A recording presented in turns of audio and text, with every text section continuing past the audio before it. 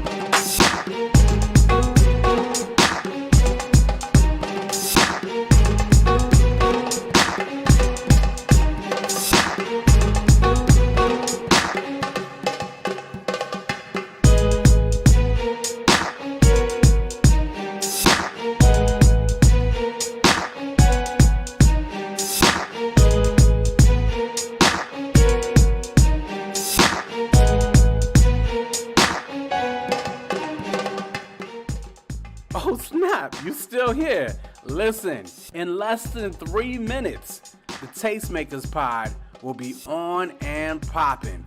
Don't miss Bree, Quote, Trish, and Corey talking about the hottest topics in culture. Again, less than 3 minutes. Make sure to stick with us.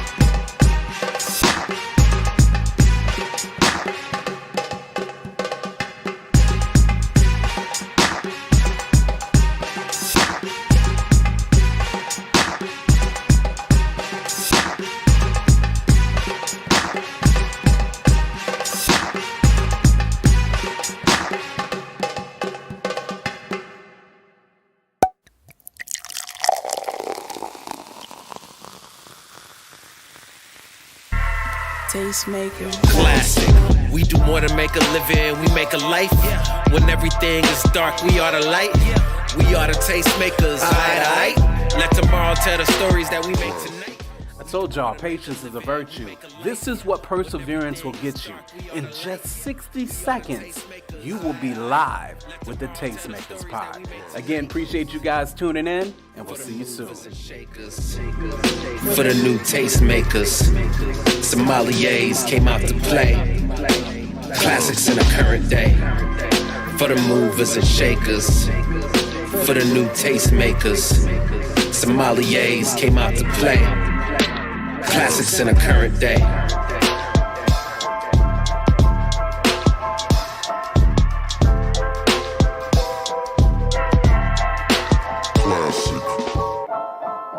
The beat breaker.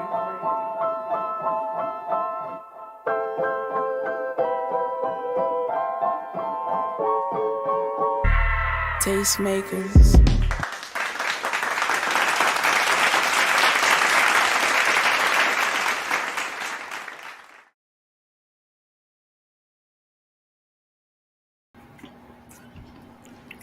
What up? What up? What up? What in the world are those, guys? So, is those like the little caramel joints with the? Is that what that is? Fam, this is the greatest candy ever made, bruh. Yo, your mic a little low. But like, what are those called? Low mic. Hold on. Can y'all hear me? Check. Yeah, we can hear you. Mm-hmm. Bro. Goatees? Oh my gosh, those. Yeah, those are bomb. I love them. Now, why do you have a bag of them though? Listen, I like this week. And first of all, I need to get Toby Mac on the phone because I got a marketing idea for him with these. He's trying to cement his deacon status at church. That too. Deacons and church mothers always have the good candy. Yeah, your mic is a little soft, Goss. You said what's soft? Pause. Your mic's a little soft. You're trying to fix this. I tried not to laugh. I really did. Now listen, if he wouldn't have said pause, would it even have been a thing if he didn't say pause? It wouldn't have. It's only it wouldn't have. Exactly. Yeah. That's my point. So listen. Of course, giving you just a taste of the cultures, the Tastemakers Pod. That's your girl Kiera. That's your man Light Skin Corey. That's Brenna. They call me Goss. They call me Quote. And this is the Tastemakers Pod. Of course, make sure to like and subscribe. Tell a neighbor, tell a friend. The shenanigans have already begun. If you're in the chat and I do see you, make sure to say hi where you're repping, all that jazz. Yay. We'd love to chat with you. You know how that works out. So let's do that. But yeah, we got a live show for you tonight. I am just getting into the bang on deck. All right. So I haven't quite kicked in yet, but I'm working on it. Boom. Y'all know how we do it every week. Let's start the show off. Once again, we're missing Trisha. Thanks so much, Kiera, for stepping in. We've been missing Trisha so much, I almost didn't even recognize. I was like, Kiera's here. Trisha been around the world, and sis been traveling. Yeah, she been busy. Mm-hmm. But like she ain't tell us she quit. She did not. She quit, but she ain't tell us yet she quit. This is so ridiculous. That's what they be doing, bro. Listen. Why does y'all? Am I the only one that thinks Goss's mic sounds low? It gets low when he gets far away, and then when he pulls up closer, it sounds better. Okay, but I thought it was in his AirPods. I'm surprised. That's what I thought he'd have too. To do all that. But what up going on, Tyshawn? What's popping off with you? Tyshawn. Appreciate you hanging with us. But yeah, y'all know how we do every week. Just saying what's popping. How's y'all's week been? Let's go ahead and start with Goss. How your week been, man? Stressing me out, bro. This was, oh my God, I got in a fight with the DMV. Judon was popping with you. So you don't want to have fights with the DMV. I'm just figuring that's not what you want to do. Nah, DMV is gonna get this smoke, bro. Okay. Bro, they sent me a letter saying that I had till July 4th to take a driver improvement class or they were going to suspend my license. Right? Yeah. So I took the class on July 4th and I passed it on July 4th. Now, mind you, that's the date that they picked. They knew that they were closed that day. They knew that was they knew they were closed that day. So I'm in there, the first person in line on July 5th, presenting my certificate. Here, I took your stupid course. Don't suspend my license. Now, they charged me a reinstatement fee. I don't know why they charged me a reinstatement fee because my license is not supposed to be suspended because I took the course. Why? Y'all had to be closed on July 4th? That's not my fault. I finished it by the time y'all told me to.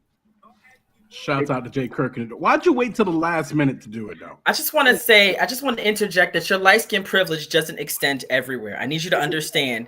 It doesn't. Your light skin privilege does not extend across the board. The DMV doesn't care.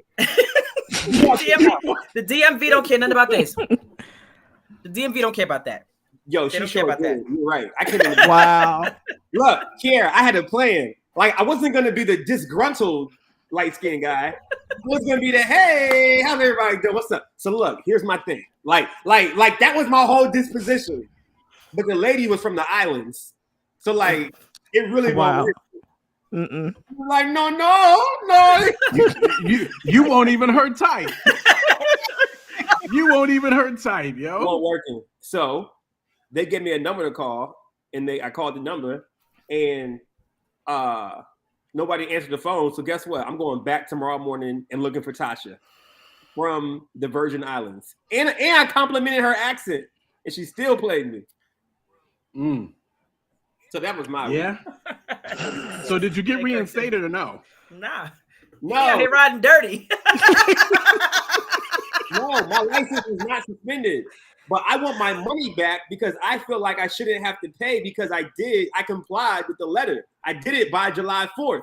I cannot help that y'all were closed on July 4th. That's not my problem. Corey, Mellow Yellow Goss. I need you to understand these things. Mellow Yellow. You know what I'm gonna do? I'm just gonna turn my volume up because y'all all sound low to me. Do I? My do we? What? All of y'all do, but it's cool. I just went up on the mic. We're good. Okay. Hey, yo, watch your mouth. Oh my God. Tonight. So listen, Corey, July 4th is a federal holiday. That means processing for all things, even if the date says July 4th, processing for all things stops at about 3 p.m. on July the 3rd. Now, July the 3rd happened to be a Sunday, which means you technically only had until July the 1st. Yes. Listen to me. Your problem is you're accustomed to your light skin privilege overriding the laws of the land. And on this day, Mama from the islands, it caught up with you. I don't care how big you smile. Me not care about your eyelash. Me not care about your eyebrow. Me not care about your squinty eye. I tried to squint. Just pay the reinstatement fee or you get suspended. And that's what happened. That's exactly what happened. That's exactly what happened. Shouts out to Anthony in the chat. Shouts out to Judon in the chat as well. Yeah, y'all. So you done paid your reinstatement fee. You're now legal, but now you're trying to get them funds back because you feel like you were unjustly charged. Correct. Yes. And light skin privilege, but continue. Yeah, that's some deep light skin privilege going on there, Goss. No, it's not, bro. It's all good. It's all good though. Brina, how your week been? Better than Corey. It's well. Come on, ponytail. See. No, my week's been good. It's been good. I turned 40 yesterday. Yo, and I'm still in my feelings about that. Thank you. I was in my feelings about it last year. I was I thought you was younger than me. Turned 40. I tried to hold on to 39 as long as I could. Like, it was 11:55, and I was just like, Jesus, can you just like come back now so we can just immortalize this age? Because nothing wrong with 40, girl. Ain't nothing wrong with 40. No, there's nothing wrong with it. I just wasn't ready. But they caught me. But yeah, other than that, not too bad. Years to get ready. How'd you enjoy your birthday? What you do? Spent time with my family. They always, we always celebrate 4th of July weekend. So it was good. Did you post something on Instagram about it being your birthday? No. I said I was not trying to celebrate. I told you I didn't like it. No, I saw that Brina had posted something on Instagram, and I was trying to backtrack. I posted a picture of a cake that my sister made. Okay. Yeah. I was trying to backtrack. I was like, yo, is it Brina's birthday? Let me try to. And then I couldn't find a picture or something, and I got distracted, and it was done. But yeah. But yeah. So, but you enjoyed yourself. I did. Indeed. That's what it's all about. Welcome to your 40s. And Kiera, how's the week? My week has been good and eventful. So I managed to secure a new client. For those of you who don't know, I'm a virtual assistant. So I secured a new client, an up-and-coming record label here in Atlanta. They need an admin. I'm doing all back office admin things, streamlining their processes so things are automated because I don't believe in doing things in real time that can be scheduled. And they need all of the scheduling. Automation is the new discipline. Absolutely. And so secured a new client this week. I was grateful. And have been working with them on that. Celebrated the 4th of July. Let me tell you, okay, I was trying to be professional. Let me tell you how trifling my kids are, though. Let me tell you how trifling my children are. Yes, and I love them. I love them little glow worms. But let me tell you how trifling they are, okay? One of my friends, her son had a birthday party. His birthday's on July the 5th. So on July the 4th, she bought tickets. There's a water park like not too far from my house.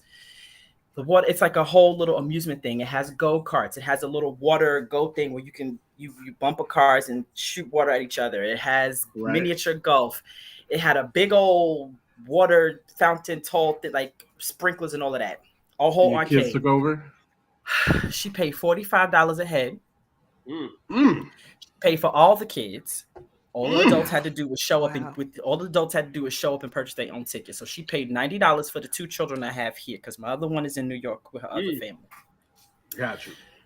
I get there. I spend $45 because I want to golf. I want to ride in the go-karts. I want to peel out on the golf on the go-kart situation. Yeah. My glowworm children not only don't want to do anything, they want to sit inside in the dark arcade that smells like popcorn and feet. They want to sit in there and play video games all day long. Then I say, hey guys, we've burnt out all the money on the cards. They only gave us a certain amount for the birthday party because she booked the whole party package. We burnt out all the money. Let's go to the sprinklers. We have on bathing suits. I put these jokers in bathing suits. I take the tiny one. I put the tiny glowworm on my back. I said, we're going to run through the sprinklers. We get to the sprinkler. I think maybe 4 drops hit her on her face. Bop, bop, bop, bop. She screamed like I was abducting her. And the entire park turned around and looked at me like I was stealing this child. And I was like, yo, stop. She's like, ah! And I was like, okay, fine, sit down. Then I asked my son, I say, hey, baby, you want to go in the sprinklers? No, I don't like the water because the water gives me anxiety. I said, what? No, how old is this one? How old is the water gives me anxiety child? 6. He's 6. The water gives me anxiety. That's his voice, by the way. That's exactly why is he doing 3-syllable words in 6? Why is he doing 4 I don't know. I don't listen. He's a lot, okay? This is the one that cracks jokes on me. This is the one that says whatever he feels like saying to and about me. I give them the opportunity to speak their mind. But my son, he sometimes takes it too far. I think it's because he was born here in Atlanta. But he's like, the water gives me anxiety. I don't want to get in it. The little one is screaming. She's still screaming. She's like, you wet my hair and my face. I'm like, you're wearing a bathing suit and your hair is up in a bun. You were supposed to What did you think was going to happen? Right. They sit on the side and legitimately eat cake pops and Sour Patch Kids for 2 hours, roasting like rotisserie chickens because there's no shade anywhere. Them children was 3 shades browner when I brought them home. They just wanted to sit in the sun and cook, and they couldn't go to the arcade. I spent $45, could not go anywhere, could not do anything.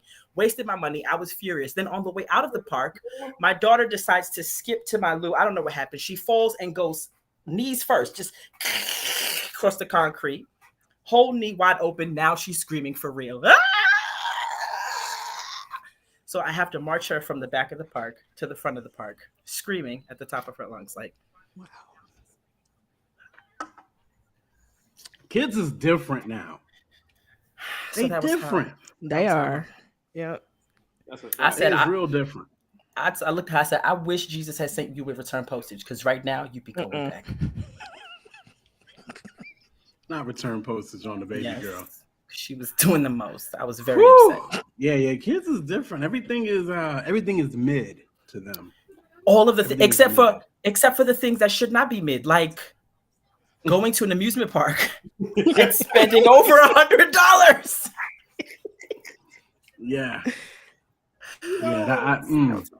Ouch. So yeah. Prayers for Kira, because that's tough. How was my week? As I asked myself, how was my week? How was your week?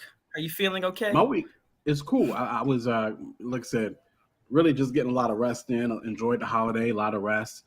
Been just a lot of rest.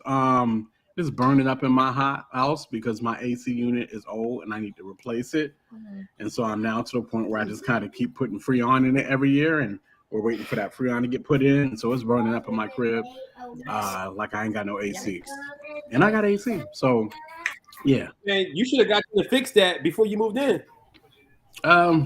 Ideally, getting them to replace the joint would have been ideal, but they won't having it.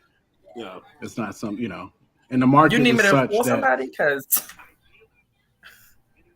one thing's for sure, 2 things for certain. Oh, you gonna do what I said you're gonna do when I said you're gonna do it. Do you want your money? Oh, okay. Yeah. Yeah. So, yeah, we working on it. We working on it. Somebody was supposed to be out here yesterday to fix it. They didn't come out, so we trying to see what's up. Something else happened to me too. Forgot to tell y'all. So 2 years ago, I got pepper sprayed by the police because they was racist. And they was racist. This was when like everybody was protesting and like protests were going crazy. This was the Robert E. Lee statue. Yeah. So we was at the statue. I got pepper sprayed by the police because they said that somebody threw something at them, which was a lie. 2 years later, they came out and they tweeted that all that stuff was untrue. It was false what they said, and that whatever they apologized or whatever. So the news hit me up because I'm the dude in Richmond that they hit up when they want to talk about black stuff. Because they know I'll talk. You're the token Negro. No, I'm the one that will talk, but they know I'm going to talk. So they hit me up. They said, "Do you want to do an interview? Here's what happened." I said, "Heck yeah, go get the cameras right now. Let's go." So I did the interview on the 5 o'clock news. I went crazy on them. I said, "F the police. No, all y'all didn't. whack." No, you didn't. Please tell me you didn't. You ain't say F the police while you was riding dirty. Right. I'm like, so exactly. No. Surely that's why. Exactly, because then I got DMV on my mind, so I'm like, forget the whole driving system. I hate all y'all right now. You know what I'm saying? So you better be careful out there. Cats is getting shot 60 times for traffic violations out there right now. Wild. So that happened today. I went on the news, talked about the police, so that was cool. And then I went. What happened? Then there was going to be another mass shooting in Richmond, but somebody stopped it. So that was crazy. I learned about that too. Like the two like Latino dudes or something, right? Yeah, trying to shoot up July 4th joint. Going crazy. Two Latino dudes trying to shoot up a July 4th right, joint. Right, Judon. Corey need a warrant. He'll calm down if you get a warrant too. Yo, I saw the clipping on that. They end up getting charged with not having gun licenses or being immigrants without a license or in their car, like ready to go. Yo, for why? Is wild. For what? Yeah, that's what I'm like. For why? Is it just because they just mad, bro? They just mad in America. They want to kill people. It's crazy. It is nuts. Black people been mad in America for a long time, and we ain't shot up a damn thing. You hear me? That's not what we do. Yeah, we stick to shooting our communities. Like, we don't, right. We don't take it. I don't right. Get it. Anyway, that is what it is, y'all. It's good to know how's everybody week. I know one thing. Shouts out to Judon and of course Donnell, Anthony, and Jay Kirk and Tyshawn in the chat. But I see the rest of y'all, and y'all is like real quiet in the chat, which is unusual. Right. And then where the ladies at? Like we missing anyway. It is what it is. So, but I appreciate all the fellas. You know what I mean? Y'all just don't chat as much as the ladies do. You know what I mean? Shouts out to all the dudes though. Watch this. We will definitely talk about that a little bit later, your man Usher. But yo, we got these topics right here. Of course, we're talking about Christians and how Christians should feel about the whole fluid gender type situation. We're gonna talk about Usher and the Tiny Desk joint. We're gonna talk about some submission talk, and yeah, we'll talk about that. Sure, I have never in the history of ever had a problem with submission. Don't do me. Okay. And we're going to talk about Creflo and his changes in his stance regarding tithing. So we're going to talk about all the things that's going to happen right here on the Tastemakers Pod. Y'all make sure to keep it locked. Make sure to like and subscribe. Go ahead and share this out like right now. Like share it out. Like hit the share button. And tell people that you on your socials, whether it's Insta, whether it's Instagram, whether it's Facebook, Twitter, whatever. Let them know that you was listening to Tastemakers Pod after 10 o'clock on a Wednesday night. Y'all know how we do after 10 o'clock. Listen, one more thing. It's time for Meme of the Week. Rena, what we got right here with the Meme of the Weeks? Okay, mine is up first. So we'll never get to see R. Kelly in a versus. And the comment was, we did him versus the state of Illinois. Ouch. He lost mightily. Yeah. Truth be told, though, there's probably not many that could have hung with R. Kelly in the verses. No. I don't know. Could R. Kelly and Usher? Usher got more hits. Vocally, R. Kelly would get them. With I think R. Kelly got more. I got though. Usher got more hits than Kelly though. Oh yeah, that's right. We ain't thinking about that. I'm not thinking about the ones that Kelly might have wrote. Mm-hmm. That's a good point. It's a good joint. I think from a show perspective, singing, R. Kelly would get Usher, but then Usher got that performance and the singing. So we'll talk about that a little bit more later, exactly how that goes. What's the next one? Because the hits don't matter no more. Mm-hmm. When your barber could have been a surgeon, but institutional racism limited his opportunity. Yo, that line is ridiculous. Yo, that joint is sharp. What did he cut that joint with a laser? Come on, man. My man had hands. The steady hand on that joint. He cut that joint with a laser, yo. That's ridiculous. Listen. Yo, that's what it is right there. I grow my hair. And let's see. I think my joint is the last joint. Yeah. What do you do for work? I'm an executive food concierge for a multi-million-dollar international hors d'oeuvre service. Whoa. What's the name of your company? Dior Dichet. Done. Are you saying DoorDash? That is one way of pronouncing it, yes. Nice. It's like Uber Eats. Are you referring to Uber Yates? Uber Yates. Yes, I am. Yes, I am. Yes, I am. Y'all give me a hot second. I'm so sorry for being super unprofessional. My son. Yo, that is my meme of the week right there. That joint was hilarious. What's up, kids? Trying to run up. That's okay. He just go get torn up and just pulled his tooth out. I just gotta go. Like right now, pull his tooth out. Like at the moment, hilarious. there's a tooth on my desk. You go handle that. We're gonna jump into this next joint real quick. Oh wow. So listen.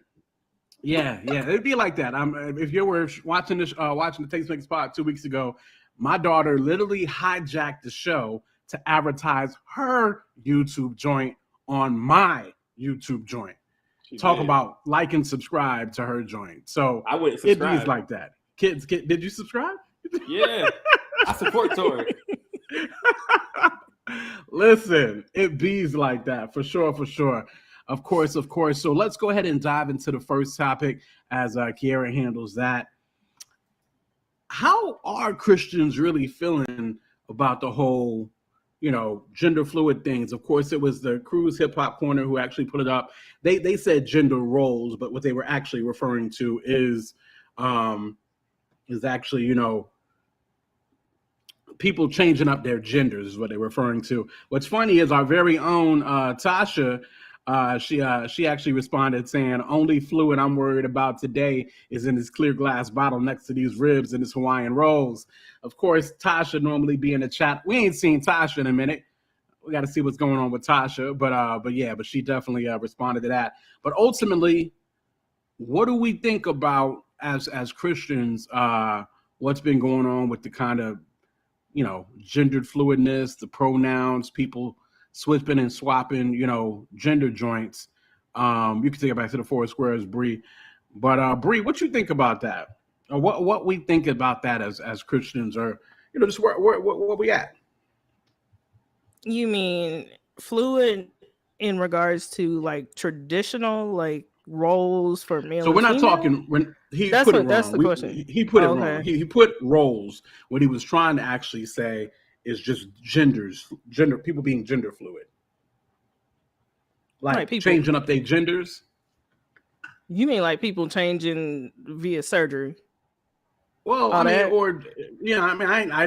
may or may not have went as far as surgery, just in general.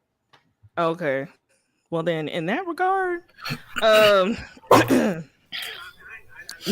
I mean, you can't. Right? Like people, I can't change my race. So like gender is the same thing. Getting waves. So something. So your collar's coming at you and your and your do rag. Said you getting waves with that do rag on? Like space. Is that what you doing? Hilarious. Yeah. Yeah, I don't know about that one. I'm gonna go with a no. I'm not okay with it as a Christian, because I don't think God is okay with it either. So yeah, I mean, it's you are what you are when you come here. I can't wake up tomorrow and decide, I'm gonna be white today. So nah, not cool with it. One of y'all is echoing, so check your volumes and things around you and stuff Yeah. like that. So FYI, I can hear. Is it me? That's probably Kiara. This is I'm just blaming you. So what are y'all echoing? So definitely check your things. Well, y'all check in. Let me talk my talk about this gender fluidity roles and all that jazz. So I just be feeling like it's a like okay. So how do we feel about girls that get fake boobs, right? Or how do we feel about dudes that get fake the implants with their chest so their chest can look all cut up? Or like how do we feel about like people that get nose jobs? You know what I'm saying? Like you're changing an appearance about you that you may not like, and you're like, I want my nose to be smaller, I want my lips to be fuller. You know what I'm saying? I want whatever. So like, is that the same how we view when people change their gender? Or are we saying we mad because the gender is like the totality of it? Like you're not just changing a feature about yourself, right? So I heard someone say it's a direct rebellion against God, saying that you don't like yourself or you think God made a mistake. So you're going to change your whole entire gender, right? And then there's people that feel like they was born in the wrong body. So I think the easy answer as a Christian is to say that you're not with it, because we know that God does everything perfectly. So there's nothing that God created that he necessarily was like, oh no, I created that the wrong way. So I think that's the plain surface easy answer for Christians to answer it and be like, no, it's wrong because of that reason, right? But we change a lot of stuff about us that we don't like that God created as well. You know what I'm saying? Like when I get to that age and if my beard start turning gray, you better believe I'm gonna get that jet black dye. Like it's happening. You feel me? Like that's just what's happening. Like I don't want no gray, but gray is natural. Gray is what happens when you get old, right? But so I think it's an issue only if we make it an issue, but it doesn't have to be one. Like you can't say somebody's not a Christian because they don't believe in it or they think it's wrong, because there's a lot of stuff that people do that necessarily people would say you aren't Christians because of this. So I think that's how I feel about it. Because I feel like we judge people's Christianity based off it. So that's difficult to do. We judge people's Christianity based on everything, though. We do. Christians love judging somebody else's stuff. That's a fact, yeah. But then, like, you'll have these people who are, I know some of the most saved people who don't have a gender, who are gender fluid, and who don't want to subscribe to a gender. They're asexual or whatever, right? And like, they present some of the most fruits of the spirit than a lot of people do. So like, I don't know, like, it's tough. Okay. Interesting. A lot of good points there. Kiera, what you got? So for me, there's so many different points on this, right? So my first question is, when you say if the person in question, if whatever the individual, are we talking gender fluidity just in the presentation, or are they actually taking on the attributes of a gender other than the one ascribed to them at birth? So that's my first question. If it's just in presentation, meaning how they dress, what they wear, if they wear man clothes versus women clothes, or boxers versus panties, or whatever the case may be, that for me, I feel like there's a level of trauma that is associated with it that we may not necessarily be addressing. Like, so if a girl presents herself as a boy, is it as a means of protection for something that's happened to her when she was younger? If a boy presents himself as a girl, is it because there's some level of trauma that's associated with the absence of his father, or maybe the abuse of his father, or maybe the present absence of his father, if that makes any sense? And so I feel like there's a level of trauma that needs to be kind of highlighted in terms of gender fluidity, because if you're not happy with the way that you are, why? Right? So Goss mentioned a bunch of like cosmetic, we do this, we do that, we do this, we do that. I am one of those, I'm not changing nothing. Listen, if you get with me, you're going to get this gut, this nose, and this bald head. I don't know what else you want, sir, because I'm not changing it. Right? Like it's not bald today. There's fuzz. It's like light fuzz that I bleach blonde, but outside of that, it's bald as a cucumber. All right. You got the Chris Brown thing going on. I mean, don't ever. But like Breezy? We from VA, so we see Breezy different than the rest of the world. I'm certain I see him as a very talented woman beater, kind of like James Brown. Anyway, so okay, the boy was 18 years old. Okay, we're getting off topic. 18 years old. I know. We will have plenty. We of time don't want to go defend. back and show what we all was doing at 18 and what happened. We don't. We off topic. We off topic. Okay. Goodness, I know that broke your heart, quote, and I apologize. It didn't break my heart. I'm just saying we grow, we learn. What he did was obviously wrong, but he was also 18. He was a child. He's still a colorist in his 30s, though. So he is a colorist. Ignore that. We're not going to ignore that. But so for me, I feel like there's a level of like, why do you want to present yourself this way? Like there's an asking, and because I want to. Though it is a sufficient answer, and most people don't really owe you an explanation as to why they do the things that they do, there's still a reason behind what they're doing. So as a Christian, my thought process is not, you're wrong, you're horrible, even though you are not presenting yourself according to your original design. Your original design was not a woman if you were born a man. So you're not presenting yourself according to your original design. So I want to know why. I want to know the story behind why you feel the need to present yourself this way. Why does this feel more comfortable to you than what you were originally assigned at birth by God? That's my first thought process. I just want to get to know why you do what you do. And then I can deem whether or not what you do is built out of trauma or you just are really deceived by the enemy about who you are and what you present to the world. Because at the end of the day, a lot of this kind of gender reassignment stuff, in my opinion, and people may be mad at me or get upset with me, but I really feel like that is Satan's subtle way of wooing you to sleep away from the destiny that you have, because your destiny is attached to your gender. And if Satan can woo you to sleep and pull you away from your destiny by telling you you would be better as a woman. No, you don't feel right as a man. You feel right as a woman. You don't feel right as a woman. You should be a man. It's not essentially that you don't feel right as a man. It's that your destiny is the assault on the kingdom of darkness you were supposed to do. You were supposed to do so as this. And Satan is pulling you over to this because then you can't do the thing you were called to do. Why is your destiny attached to your gender? So Romans 8 says before those who he foreknew he predestined. And so I'm saying that because when God thought of who you'd be and then brought your mother and father together to craft you, he said, Corey, boy, Virginia, this is what he's going to do. I need a boy to do this in this area, and this is who's going to do it. It's going to be Corey. Now, if Corey decided he wanted to be Carisha ain't gonna pursue the destiny.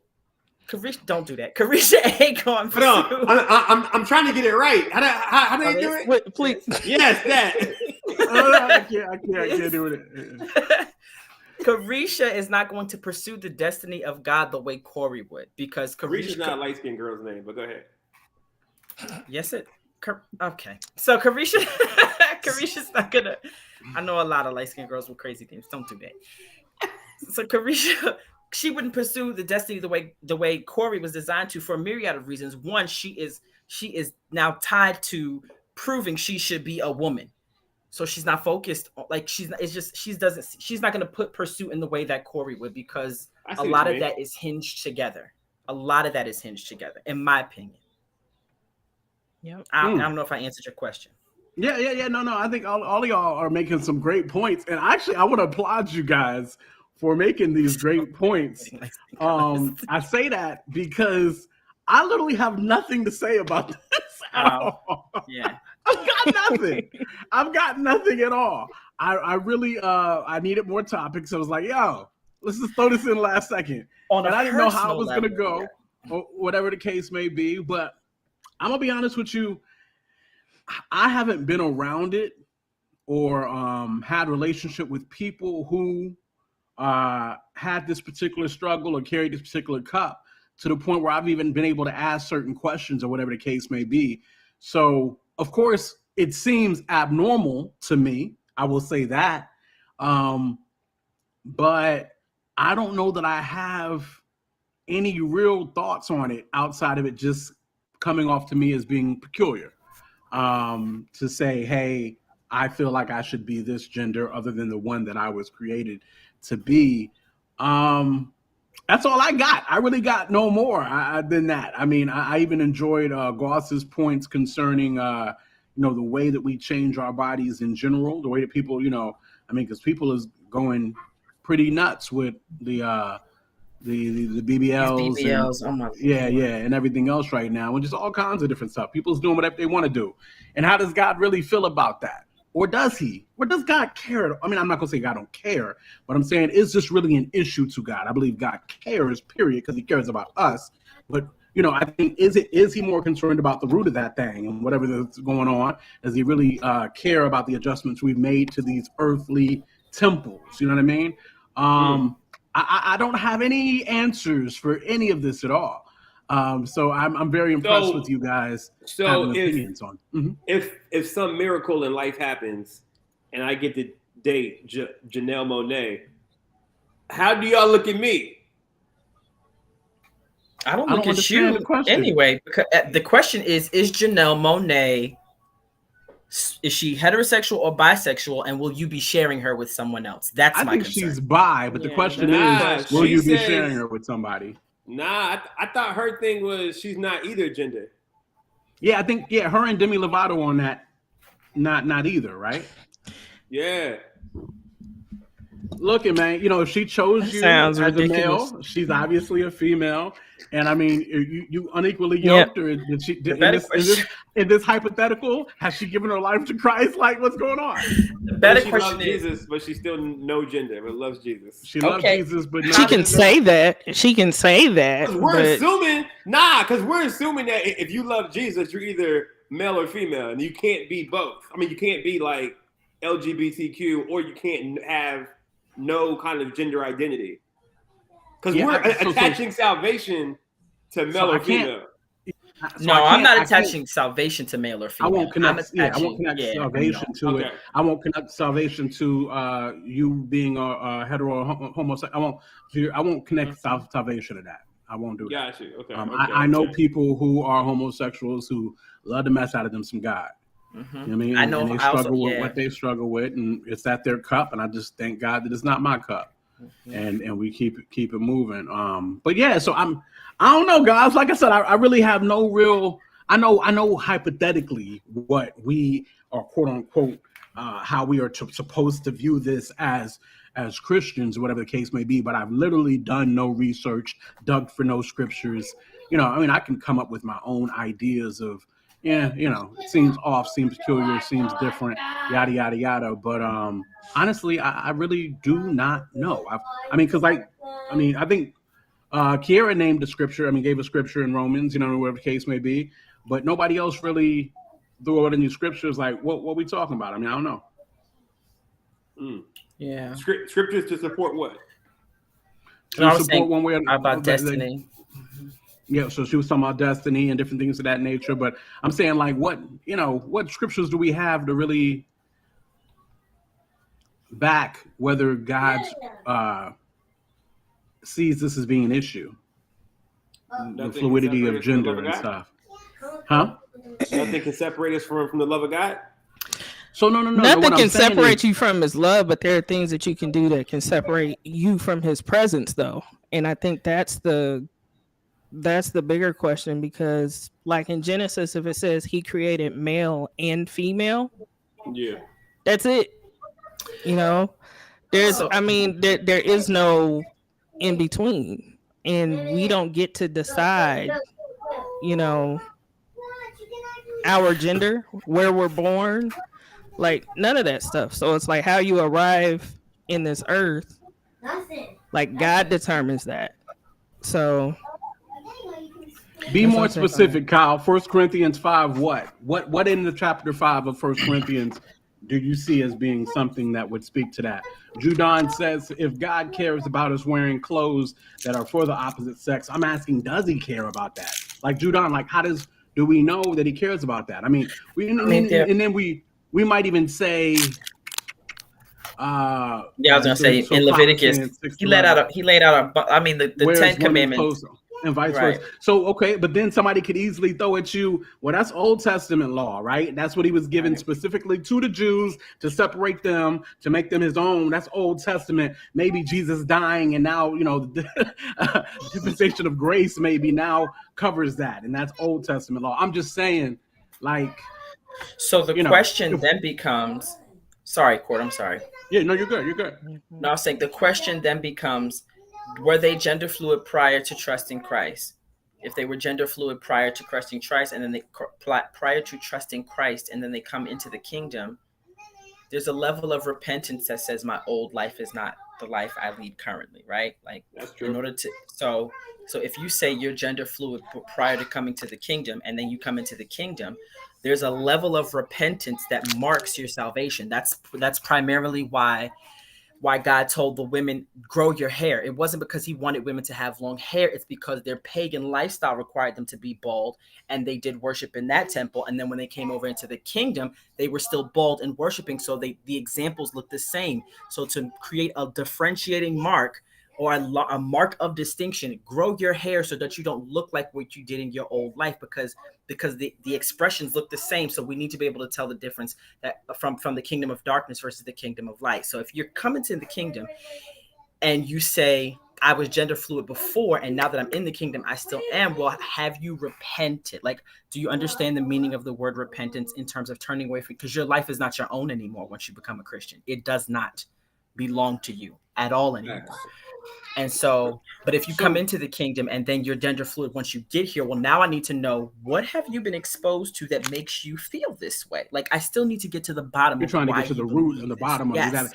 Kyle, so in 6:11, of course, talking about sexual immorality and stuff like that, I don't know that necessarily goes into the bucket. And again, I willfully say I don't know that gender fluidity goes into the bucket of sexual immorality or idolatry, Kyle. I'm not sure that's where it goes.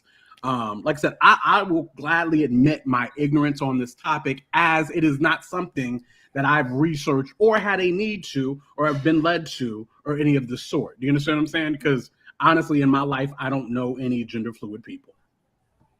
Yeah. So it's not something that I've been led to go research and do whatever, but I don't know that fits in sexual immorality. I mean, a tomboy is a gender fluid person. A tomboy can be considered gender fluid. She's still a woman. She just dresses like a dude. But the question is, why? Do you feel the clothes are more comfortable? Do you not like women's clothing? Did no one teach you how to walk in heels? Are you afraid of showing your body? Has someone done something to your body that caused you to be ashamed of your body? Do you have all these things concerning that? You cannot address the fruit without addressing the root. And so when you see a person present the fruit of who they are, you can't be like, that's a hot mess. No, you're going to, no. Stop. I want to know why you here. I want to know how you got here. But for me, that goes into a deeper issue in terms of having relational equity in the people in your congregation. If you don't have relational equity with the people in your church, you're not going to be an effective leader.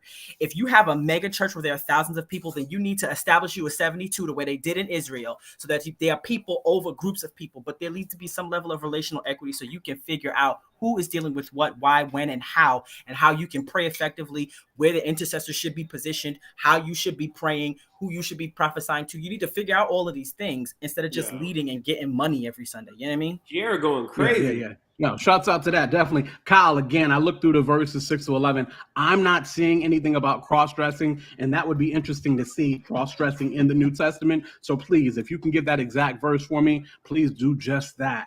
Because I'm not seeing it, and of course I'm just scanning through as we're doing. The Old Testament had all them laws because their hearts perpetually wandered. Like they, as ours do, as does everyone's, right? But when God calls you His bride and you're His, that's like your wife going out, and every time she goes outside, she brings home some stray dude. You're like, yo, what is wrong with you? Like, why you keep doing this? Yeah, I'm your husband. Stop playing with me. Right. And so that's Israel. So now you can't got go Hosea outside all over again. Yeah. You can't go outside. When you go outside, you got to dress like this. You got to talk like this. Every 30 minutes, you got to hit me up. Every 30 minutes, you got to call me. Drop your pin, drop your location. It's all these rules to prevent you from going in the direction of your sin. And that's why, and it was to separate. Yeah. And definitely to separate. He was making his own people, and he wanted them to be distinguished from, to look different, to be different than what the culture was and what was going on in that time. 1971 Phenom. I think sometimes we are so backwards as Christians. We say on one hand as believers that God is omnipresent, but then on the other hand, we say believers we can be separated from his presence.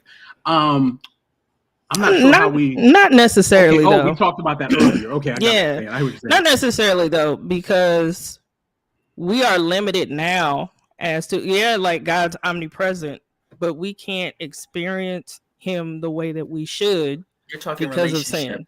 You're talking relationship, like intimacy of relationship. Yeah. Yes. Well, I mean, like literally. I mean, Adam Scripture says, if I make my bed in hell, you'll be there. I mean, right. If you make it. But it's like Adam walked with God in a certain extent, and then after he fell, like that was broken. Like you can't.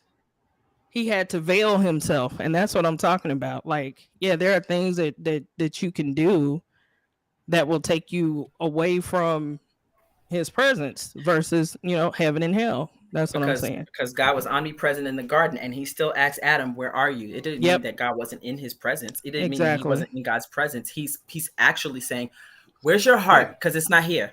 Your heart's not here.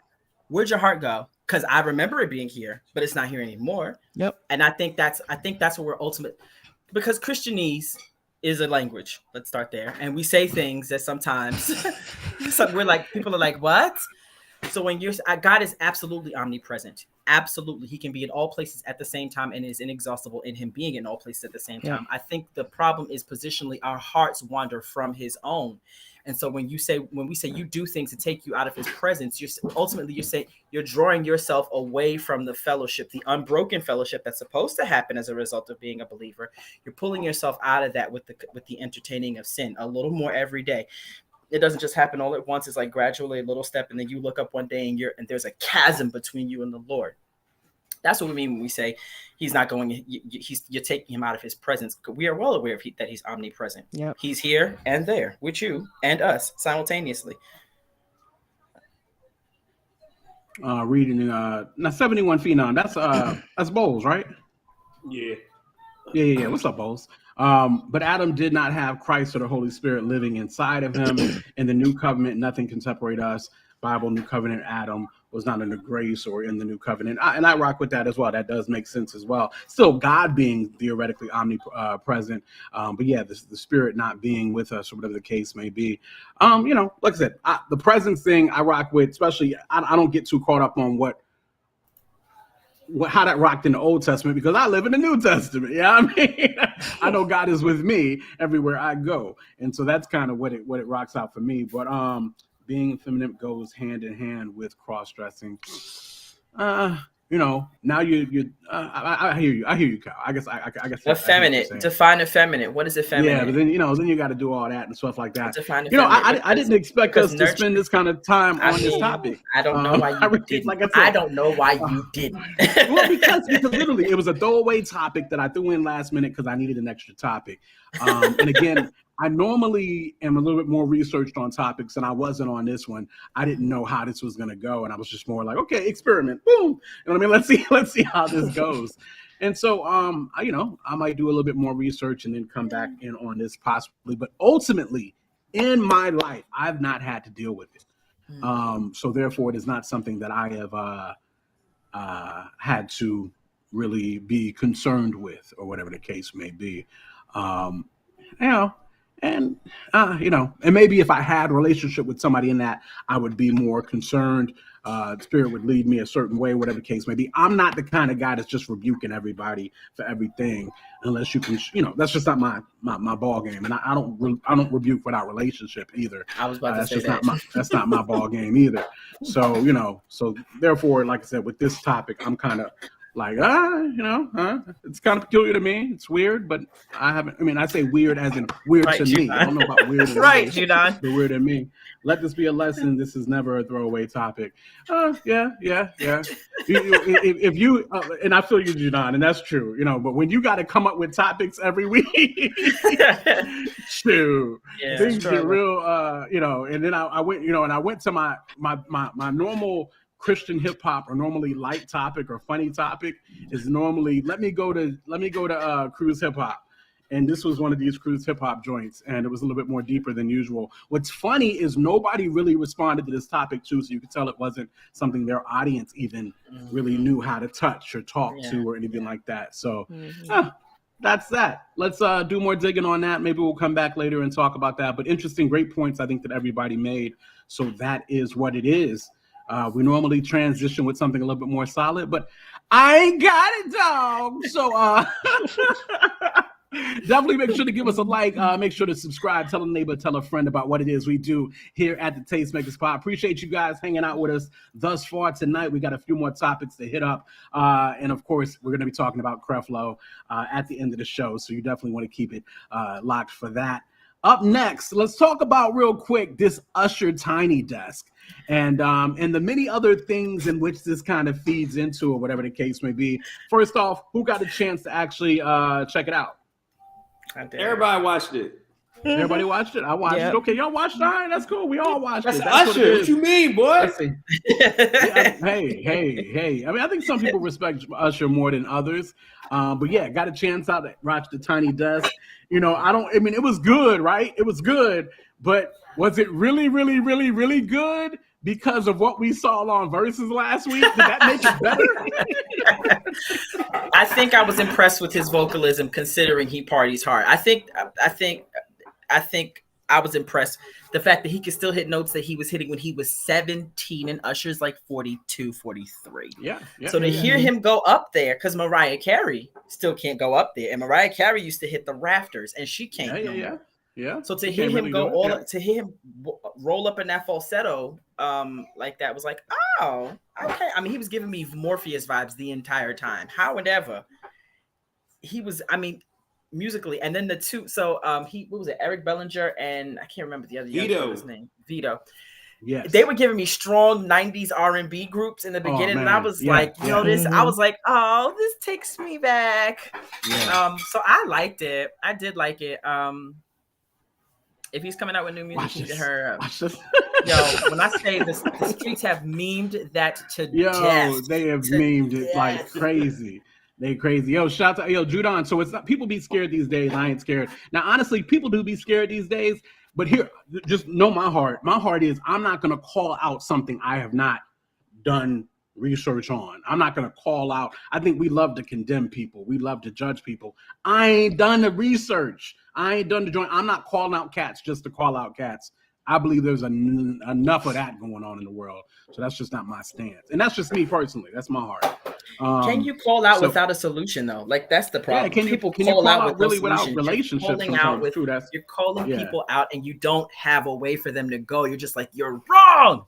Yes, but can you point them in the right direction? Can you imagine if you were driving in your GPS and your GPS was just like, wrong direction, but never rerouted you? That's essentially what most Christian...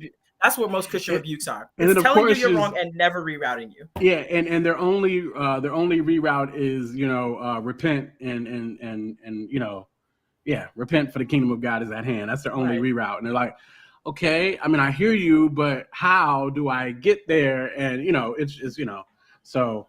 Judon was referring to Crew's audience not responding to the topic. I can feel you on that. Yeah, a lot of cats are probably scared to talk about it. And I just really think, I don't think as much as the media likes to hype up transgender and different things of that nature, it's still a very small percentage of the population. You know what I mean? So the likelihood that you will come into relationship or fellowship is very, very slender. I mean, look, man, there's whole states in the Midwest and whatnot that just don't really be having black people, and white people just don't even be coming in contact with black people, so they don't even have a clue of black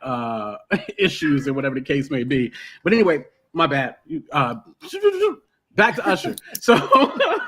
So yes, Usher, a great joint. Of course, seasoned as all could be. He hit all the notes. When I say hit all the notes, I mean even the notes that he maybe couldn't hit. He had other notes lined up to perfectly segue into. Just a performer, great presentation, did exactly what he needed to do. And it's just like I said, in comparison for what we saw at last week's Versus, it made a world of difference, right?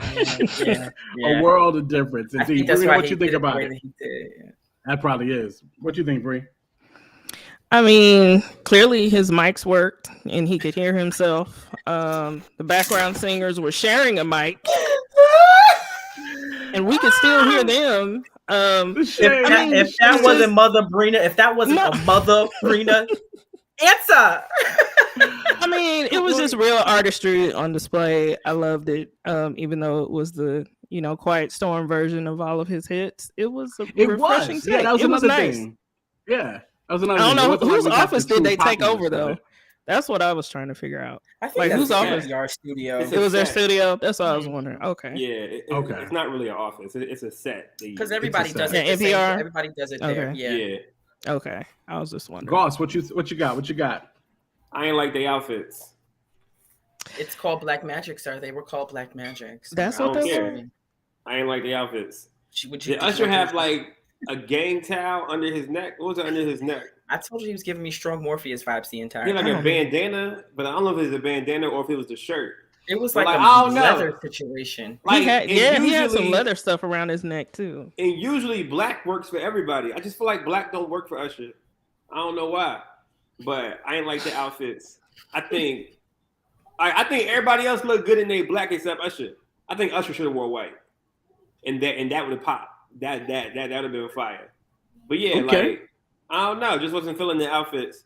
And I'm not sure what y'all mean when y'all say like he still sound like he's still hitting the notes. Because with how I think it, like, all right, so boom, like when you're like 19 and you're playing basketball, of course when you're 40, you're not going to be the same basketball player you were at 19. But that's like athletic, like that's muscles, and that's like slowing down there. Like, is that the same thing with singers? Absolutely. Like, so singers, your voice can age. Your voice can age. And not only that, it actually goes different ways because before puberty, you can normally hit higher notes. Mm-hmm. So you look like a song like My Way.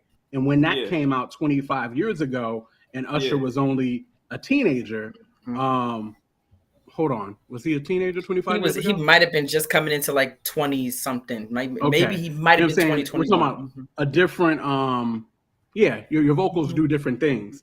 Got you. Okay, I didn't know that. Yeah. I feel like I rap the same when I did when I was 19. I feel like I still rap the same. So listen to Busta, Leaders of the New School Busta, and listen to current Busta. His voice Busta is crazy. I'm not saying his lyricism. His lyricism is still bananas. No. His voice does not sound the same. His voice is not.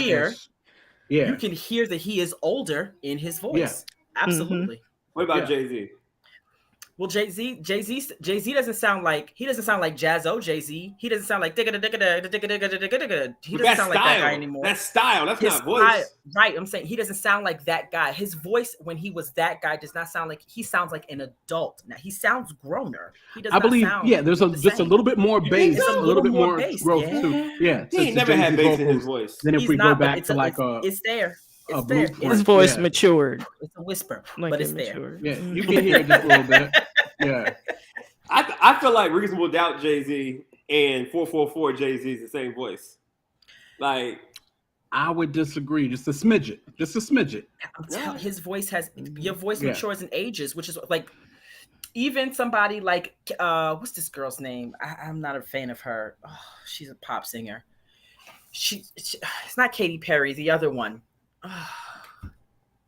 Not Katy Perry, but the other Taylor one. Swift. There it is, her. She did a whole album, and they wouldn't give her music back. So she redid all the albums. Her voice does not sound the same. Her voice has matured from this album, and you can hear the aging in her voice. And some of the songs, it hits better with her aged voice than it does with her immature voice. But that's why. So when I hear, and then take not only aging but drinking. and partying and not resting well, like all of that takes its toll on your voice, which is why Mariah Carey cannot go as high as she used to. All her background singers can still hit the notes that she cannot, like, you know what I mean? Like Ariana Grande is now Mariah Carey in terms of those high notes. Like Mariah can't hit those notes anymore. And it's because your voice ages. Now don't tell Mariah that though. Don't tell Mariah she can't hit those notes anymore. She'll curse you out, but she can't. She'll curse you out if you tell her that. But Usher was hitting the, got you. But Usher was doing, you know, the joints that I like, the Confessions joint, you know what I mean? And then the not the what's the, I think it's the first song he did. Superstar, was it Superstar? Superstar, yeah. Mm-hmm. That joint was hard, you know what I'm saying? My Way was the only one that I didn't know. But the other ones I definitely knew. You didn't know My Way? I mean, I've heard of it, but I wasn't listening to music back then. Okay. Gotcha, because you were churchy, right? Yeah, super churchy. and he was more into rap than he was R&B. Yeah. What year was that? So, I mean, 25 years ago? Yeah, it was 90s. I remember, like, I was in high school. I definitely was. I wasn't even listening to music for real. Yeah, I was like, what, 10? I was like 10 years old. I ain't caring about no Usher My Way. I care less. No, he could still go up in that falsetto. He still could, like, and then he hit one note where he like it was like a whole, like it was a dome shaped note, and that joint was all head. And I was like, oh, okay, flex then. Yeah. Tell him why you got your Vegas residency. Of course, Usher knows how to prepare to make sure he can hit those notes. He's rehearsed to make sure he can hit those notes. He probably had all the remedies and whatnot to make sure he could do what he needed to do for that 24 minutes. Like, cats are just unprofessional out here. Brina, did you Brina, what you say? No, I think he actually drunk that ginger tea before he performed. That Ray J forgot. he drunk Brandy's. Brandy had given it to Ray J. Ray J didn't take it. Usher was like, "Let me get that." Yeah, I think he actually did. No, but I mean, he knows how to take care of his voice, and like that shows. You know, that shows as groups age, because it's like you ask New Edition to now sing Candy Girl, and it's going to be a huge difference. So, you know. How you take care of yourself as a singer, it matters. It does. And because New Edition are professionals, they've rehearsed it enough times and they've gone to find out different ways that they can sing these songs that they sung when they were teenagers. Well, not even teenagers, even younger than that. Kyle is reminding us to pray for Usher's salvation. He needs that more than he does praise. Absolutely. I'm going to pray for your salvation, Kyle. I'm going to pray for your salvation, Kyle. Indeed. No, let's all stretch hands to Kyle and pray for his salvation right now. Amen. To everybody's salvation. Absolutely. We absolutely will pray for his salvation. Kyle, Jesus loves you, bruh. Yeah. Is he married? Is Kyle married? I don't know. Kyle, you married? Shout us out in chat. Let's know if you're married, Kyle. He's not married. He can't be married. He on the line at 11 o'clock at night. He can't be married. Yo, there are married cats. Ross on the line and married at 11 o'clock at night. What's his name? Meg. All the guys his married friends be on. Yeah. So I mean, if I was married, I would not be on with y'all 11 o'clock at night. Just letting y'all know now. Sir, when you're not married, you don't even make it sometimes at 11 o'clock. You married? I be here every week. Listen. I be here every week. Listen. So every week, bro. What you mean? You missed a couple. Why you put all that bass in your voice when you was talking to me, guys? Because you trying to play me like I don't be here. First of all, I'm not about to take lip of some light-skinned dude with a pearl-colored do-rag on. Don't come for me. Yes, you are. You're going to take all this pearl-colored with your mother of pearl do-rag. Don't be coming for me. Mother of pearl Don't do-rag. let me start on this. What? Go on, get it out. Go ahead. I'm not talking about your head. No, get you out of here. I'm trying to think of the color of your dress, but I can't remember the color. It's like an orange tie-dye situation. I cannot stand up in this dress. Don't ask me to. The answer is no. Yo, Kyle's letting you know he's definitely married too. Kyle's married? Kyle is married. Yo, Kyle, get out of here, bro. Go be with your wife, man. No, we have married. Left him alone. Left him by alone. Mess. Dang, all these single men think that they would definitely be doing something different right now than watching the show. Let me tell you guys, it's not what you think, okay? As someone who was once married. And we be actually having married men in the chat. No, you probably wouldn't. And it's not that deep, guys. Maybe that first 3 years. The first 3 years, maybe. Maybe the first 3 years, year? maybe so. First 3 years, yeah. After that, get a handle on yourself. Anyway, listen. Usher leads to other questions like, all right, guys, so Usher and Chris Brown, there's been this talk. Like, is that a real versus to y'all? What y'all think? How y'all think that would rock? I feel like that's Usher and his son. That would be like Usher and his son. Like, nah. Usher and his son. Find Usher's contemporary. I think Chris has more hits than Usher does, I believe. But who sings better? I think Usher probably sings a tad bit better than Chris. Well, he's gonna win then. Whoever sings better. Is it, or is it who puts on a better show? I think it's who put on a better show. Because Chris get out there, who puts on a better show at 6'4". Everybody. Do Usher songs really give you nostalgia? Like talking about? Yeah, they do. They do. Okay. Yep. Okay. They absolutely do. But I don't know. When Chris pop out with "Yo, don't know your name, but excuse me, miss," I'm like crazy. I might go crazy. You know what I'm saying? I'm just saying that's a little bit more nostalgia than me than even it's 7 o'clock on the dot. I'm in my drop top. I mean, I'm just saying that's me personally. So yeah. Chris bring Drake out, it's over. Chris bring Drake to do no guidance, it's over. Oh, wow. Little baby in the back in the bargain. I mean, Chris does have more studio, commercial, successful hits, but I do believe that. Yeah, I don't know that he's better, bro. They would have to do that. I didn't say he was better. We said who would win a versus. Yeah. They would have to do that in like Staples Arena and like Staples Center. Like they wouldn't have, they couldn't do a regular one. It would be nuts. It'd have to be like stadium. They have to get in the stadium. Judon said Usher is literally the sound of love for our generation. Do y'all believe that? I think the sound of love. Listen to that's a bold statement. That's a big. That's a bold statement right there. We have no R&B. There are people that could way out sing R&B and made better baby making music than. Well, Usher. What's his generation? He's saying for our generation. Which generation is that? Is he talking from a millennial? Is he talking millennials? Is he talking Gen X? Which generation is he talking about? Yeah. Okay. So, Goss, whether you realize it or not, me and you are in the same generation. So we're both millennials. Right. I'm just the first of the millennials. Right. You know what I mean? So, and I think Kiara, me and you are the same age, right? Or I'm 40. I'm 41. But I identify. When did you turn 41? June.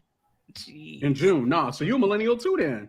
So here's the thing with that, and I asked this question on TikTok because I don't know where I'm supposed to be. I just saw a post the other day that said millennials are. So first thing I heard, millennials from 81 babies are millennials, are the first of the millennials. But Gen X is saying if you were born between 65 and 81, then you're the last of the Gen Xers. But also millennials started 81 too, so it's weird. I think me and you being 81 babies, we were raised as Gen X babies. We were. And then we looked up one day and we were fussing about millennials and we realized, oh, dang, we're the first of the millennials. That's us. That's us. Someone called me an inaugural millennial and I wanted to push them down the stairs. I was like, what? How dare you? Listen. So Judon is y'all's generation. Yeah, so Judon at 42, he is definitely our generation. Judon, you can't make a statement like that at 42. The sound of love for our generation. You still had a little bit of Luther in your. We're like, come on. You're skipping over everyone. Regina Bell, Whitney Houston, Shaka Khan, Anita Baker. You skipped over all of them. You had Sade still a little bit. Like, I mean, come on now. I don't know about you, Judon. I don't know about you.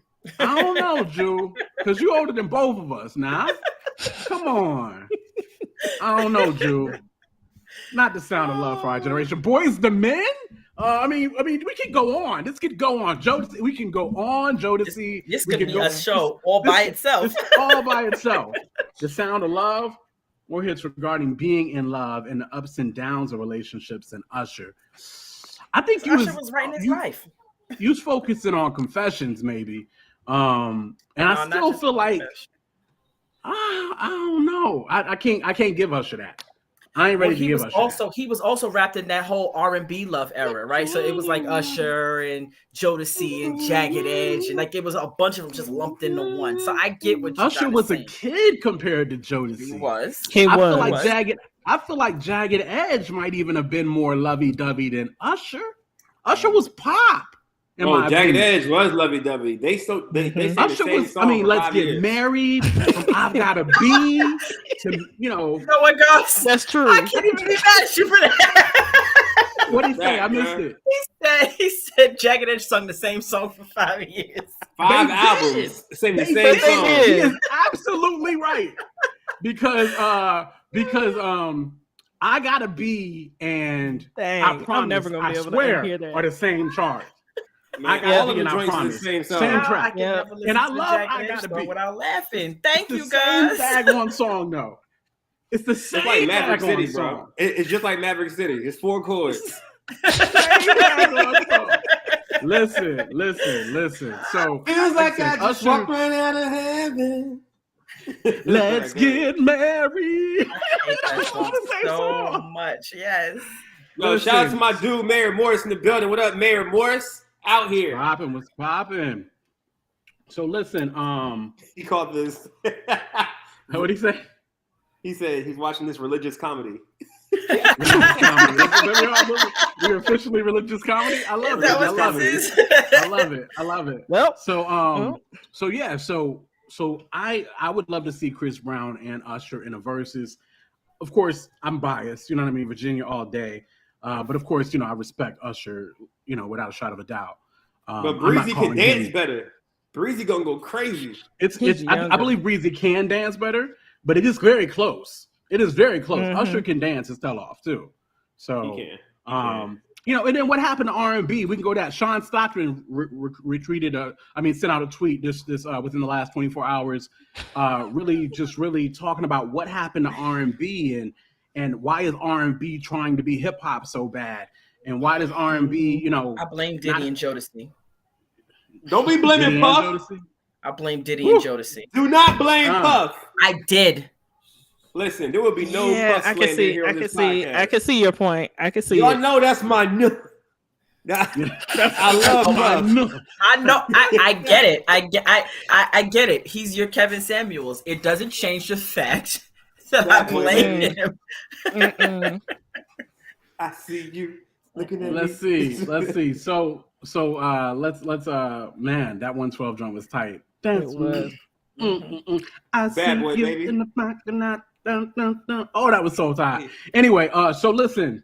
Let's move on to the next topic. Of course, make sure to like and subscribe right here on the Tastemakers Pod. Tell a neighbor, tell a friend what it is that we do. Share this out. Let people know. After 10 o'clock, we Black, we Christian, we grown. Miss you, Trish. That's what we do. Yes, we miss you, Trish. Mayor, tell everybody in Emporia we live. Tell the whole EMP, Mayor Morris. Indeed. So listen. The mayor. It's a mayor of the city watching us. Hi, Mayor of the city. Shouts out. Salute. Make sure you're taking care of your people in your district. Not getting overhyped about. Well, anyway, I'm sorry. Me giving political. Anyway, let's keep it moving. I felt you sliding. I was like, here you go. I be so tired of politics. I was like, here you go. Anyway, so let's move on to this submission talk here. Mm-hmm. Now, Jasmine Brown was being interviewed and talking about her submission to her man, which in this case, if y'all don't know or not, happens to be Cam Newton. And yeah, let's check out this video she put on this submission talk. Yo, were you able to edit that joint, Bree, or no? Sure was. Thank you, ma'am. You're Wait, which welcome. one is Jasmine? I don't know why you're feeling away. Why? What do you mean? Look at you. I should be nervous. No, why? Because if I ask stupid questions, if I step on your Never. toes. Never. I'm so nervous because I'm like, oh my gosh, what are we gonna unravel today? Even though I know that everything we talk about is gonna be needed for people to hear, especially for me, because you said I would never think you would be like that. I would not. And that's interesting to me. So, you know why? Because when I know of you is you've always been a hustler. You've always been a boss. You constantly reinvent yourself. So that's what I said. My first and foremost comment to you was I've known about you for over a decade now. The one being interviewed. That to be said, my perception of you has been like career oriented, me first, not in a negative way, but like kind of like the person who's like, I'm no good to you if I'm not good to me. Yeah. And it's interesting you say that, me first. I'm not even like that. I think that it seems like that because of how I hustle, but even when I hustle, it's not even for me. All right, so let's bring it back to the basics. What is the art of being submissive? First step is get with somebody who wants what you have to offer. I think love and submission is a tailored fit. It's not a one size fits all. So I can only tell you what it means to me. Now for me, it's complete selflessness. I am satisfied in serving. I'm a servant. And I watched my mother serve all my life, and it was rain, sleet, or slow. I think we talked about this on the phone. My mother's love for my father wasn't conditional. It's not my responsibility, but it's your joy. It is my joy. I love to see him eating the meal that I cooked. I love seeing him sleep easy. Like every night, like clockwork, I scratch this man's back to sleep. And I know when he's asleep because I can tell when his breathing changes. And some people might think that's psychotic, but that's like, I just know that's when I'm like, oh, I can stop now. But I find joy in being your rest. And it shouldn't be conditional. A part of that lack of conditions too means that you do your duty joyfully regardless of what's being done for you. That's it. I do my duty joyfully regardless of what is happening to and for me. Now some days I might be more cheerful than others because I have my own stuff going on. And there's times where it's like, I don't even want to say what's going on with me because again, I know how to deal with me and my pain. I'll cry in the shower and keep it moving, But in the art of submission for me, because I can't speak for everybody, is being joyful about it. That want of, and I think not even just a want, the power of knowing that you have the power to make someone's day better. And that's a choice. And easier. Yes, better and easier. That's a choice that you have to make. I always make the choice to do it. I like to give. I like to allow my person to lead. They know, especially like when it translates in the bedroom, I like to feel dominated. Riding ain't always my favorite position because I like to be taken advantage. Oh my gosh. No, I don't like to be taken advantage of. I like to feel. That's okay. I like to be degraded. Yeah. Those are languages that I like and I accept. I do, but if I'm comfortable and if I trust you. So just know what that means. Know that dance with your partner. I think of relationships and submission and being submissive is like, it's like an 8 count. Know that dance. You better know that 5, 6, 7, 8. 1, dishes clean. 2, laundry. 3, if you have a long day and you fight in the world, you will never come back and fight me. You will never come back and walk into a space that is not welcoming you. Mm-hmm. Do you think that this is controversial in some capacity? Absolutely. To some, it could be enabling. And someone told me one time, they're like, you're enabling him. And I told him how that made me feel. And he was like, of course they're going to say that. They don't have nobody doing that for them. How did it make you feel? It made me feel like maybe I am. But at the same time, that's my love. So if you don't understand it, it's not, I'm not loving on you for you to get it. That's how I love. And whoever I love is going to get that benefit. Yes. So the interview is actually a lot longer than that. There's a lot of topics that get hit on this joint, but just submission overall, and then some of the things that she was saying in general, but just, submission overall and the way that she was doing. Let's talk about it a little bit. I will say for one, She's with Cam Newton. They aren't married. Kyle pointed out she's playing herself. She could be. It's a good point, Kyle, because they are not married. She's with Cam Newton. So another thing I like to join there is Cam Newton is a made man. He's got his millions. All right. So she is serving up this dude in which she ain't got to take care of too much of nothing. You know what I mean? And that comes up later on in the conversation as well. But yeah, this level of submission and different things of that nature. What do you think about that? Let's go ahead and start with Bree, simply because Kiera is talking to her baby. Bree, go ahead. Bowles is in the and she can marry me any day. Judon said Cam better scoop her up. Go ahead, Bree. What you got? I think a lot of the comments that Cam Newton makes, it's like, okay, I get the context now. But definitely that level of submission is definitely explain that, because some people might not know that Cam does make certain comments. Explain what you mean by that, Brina. So he has been known to make a lot of comments regarding how women are supposed to act, you know, how we're supposed to know our place, all that kind of stuff. And this is why it's like, okay, I can get why he thinks that way. Like, it makes sense. I think he thought like that way before he got with her, though, too. I think.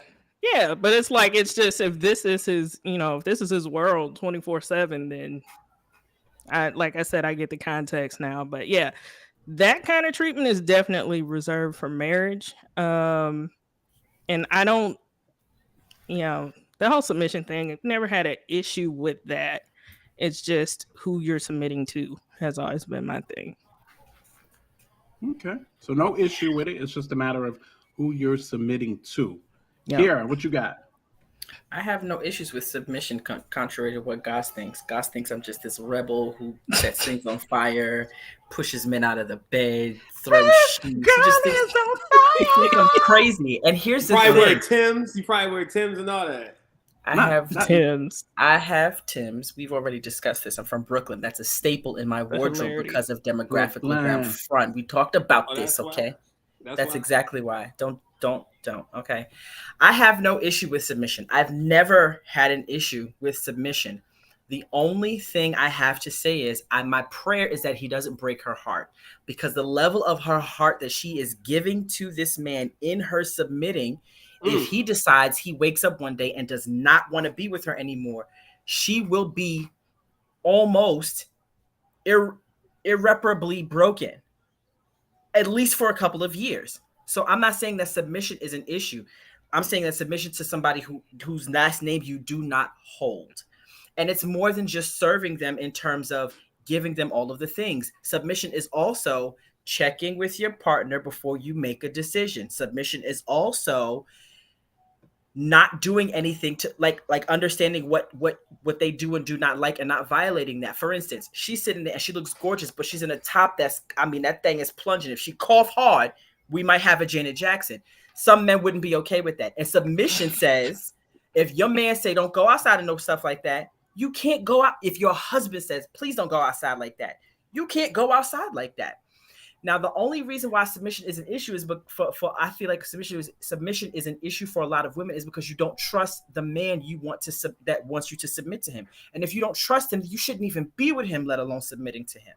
If you can't, so then how many people is out there not trusting their husband though? Like that happens a lot. Though, ain't it? Absolutely a lot. But because we believe that it's either one of two reasons. In at least in church, you get married for one of two reasons. If you don't trust this man, you are married for one of two reasons. One, you believe you're supposed to be married before a certain age, otherwise there's something wrong with you. Or two, you want to be able to have sex freely without feeling guilty, and so you get married. But if you don't trust this man, why are you even in relationship with this man? And so I can't, I'm not holding her to the standard of a saved woman because I don't know that they're believers. I don't know that Cam is a believer. I don't know that she is a believer. I don't know if they're believers. I want to say I've heard Cam say some stuff before, but you know, he's also a millionaire football player. You know what I mean? Right.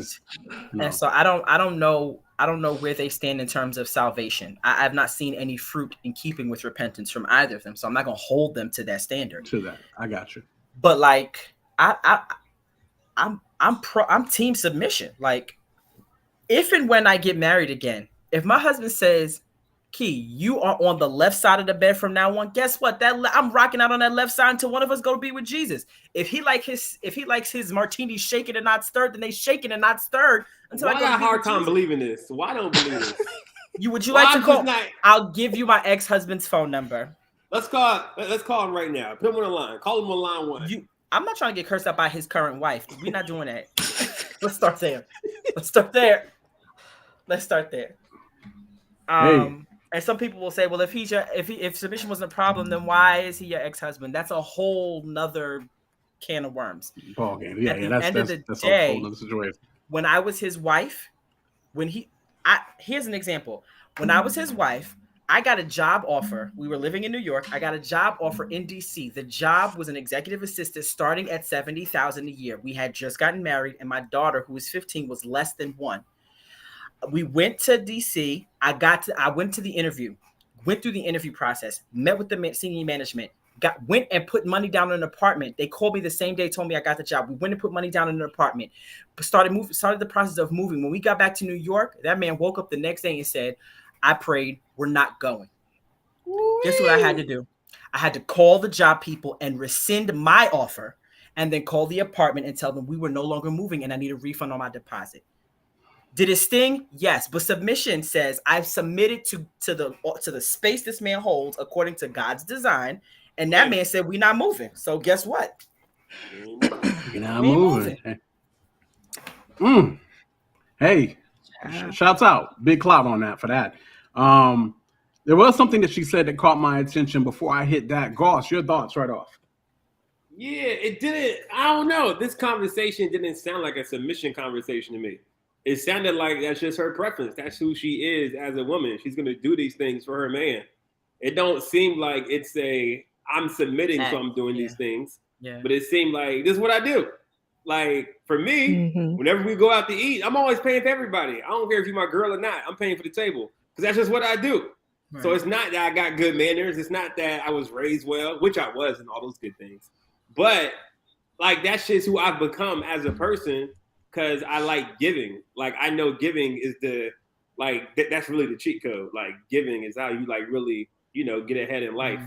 And it makes me happy to see other people's reactions when I do nice stuff for them.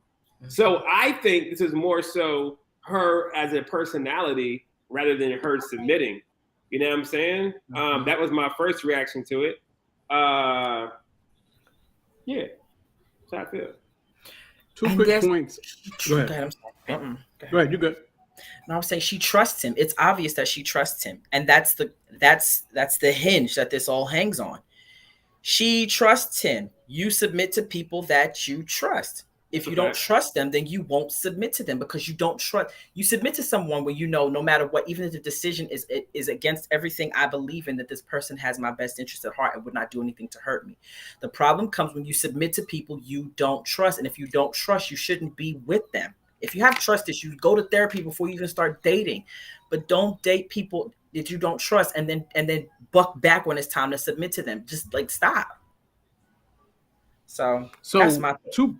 Yeah. Amen. 2 points. The first one being, I think it was very key what she said. For one, okay, this is submission from a very worldly perspective, it seems like, right? So when we're going to acknowledge that, right? So we acknowledge that. So we're not trying to over spiritualize this, right? Second off, first off, she mentioned being with someone who almost like who your love language fits with them or works with them. It makes it easy. It doesn't make it hard. You know what I mean?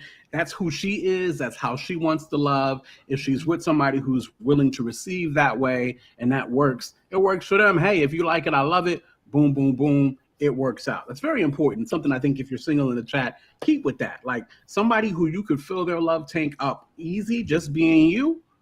If you can find that, do that. Do that. You know what I mean? Do that. Okay. All right. Because when things don't quite fit and you got to do extra effort to try to make it It's just hard. All right. So, do that. Okay. Let's say that again. Do that. Okay. Do that. Do that. Do that. Do that. Do that. Do that. Anyway, number 2 is listen. She mentioned, and it kind of struck me the wrong way, but ladies, y'all tell me whatever. She mentioned, I'll handle me. Like if I got to go cry in the shower, I'll just go cry in the shower. How'd that strike y'all, or what that was up? And I thought you actually gave a nod of affirmation, Kira, when she said that. But how did that strike y'all? That struck me a little weird. So I don't always think that your husband should be your best friend. I think he should be one of your closest confidants, but he does not necessarily have to be responsible for your emotional balance.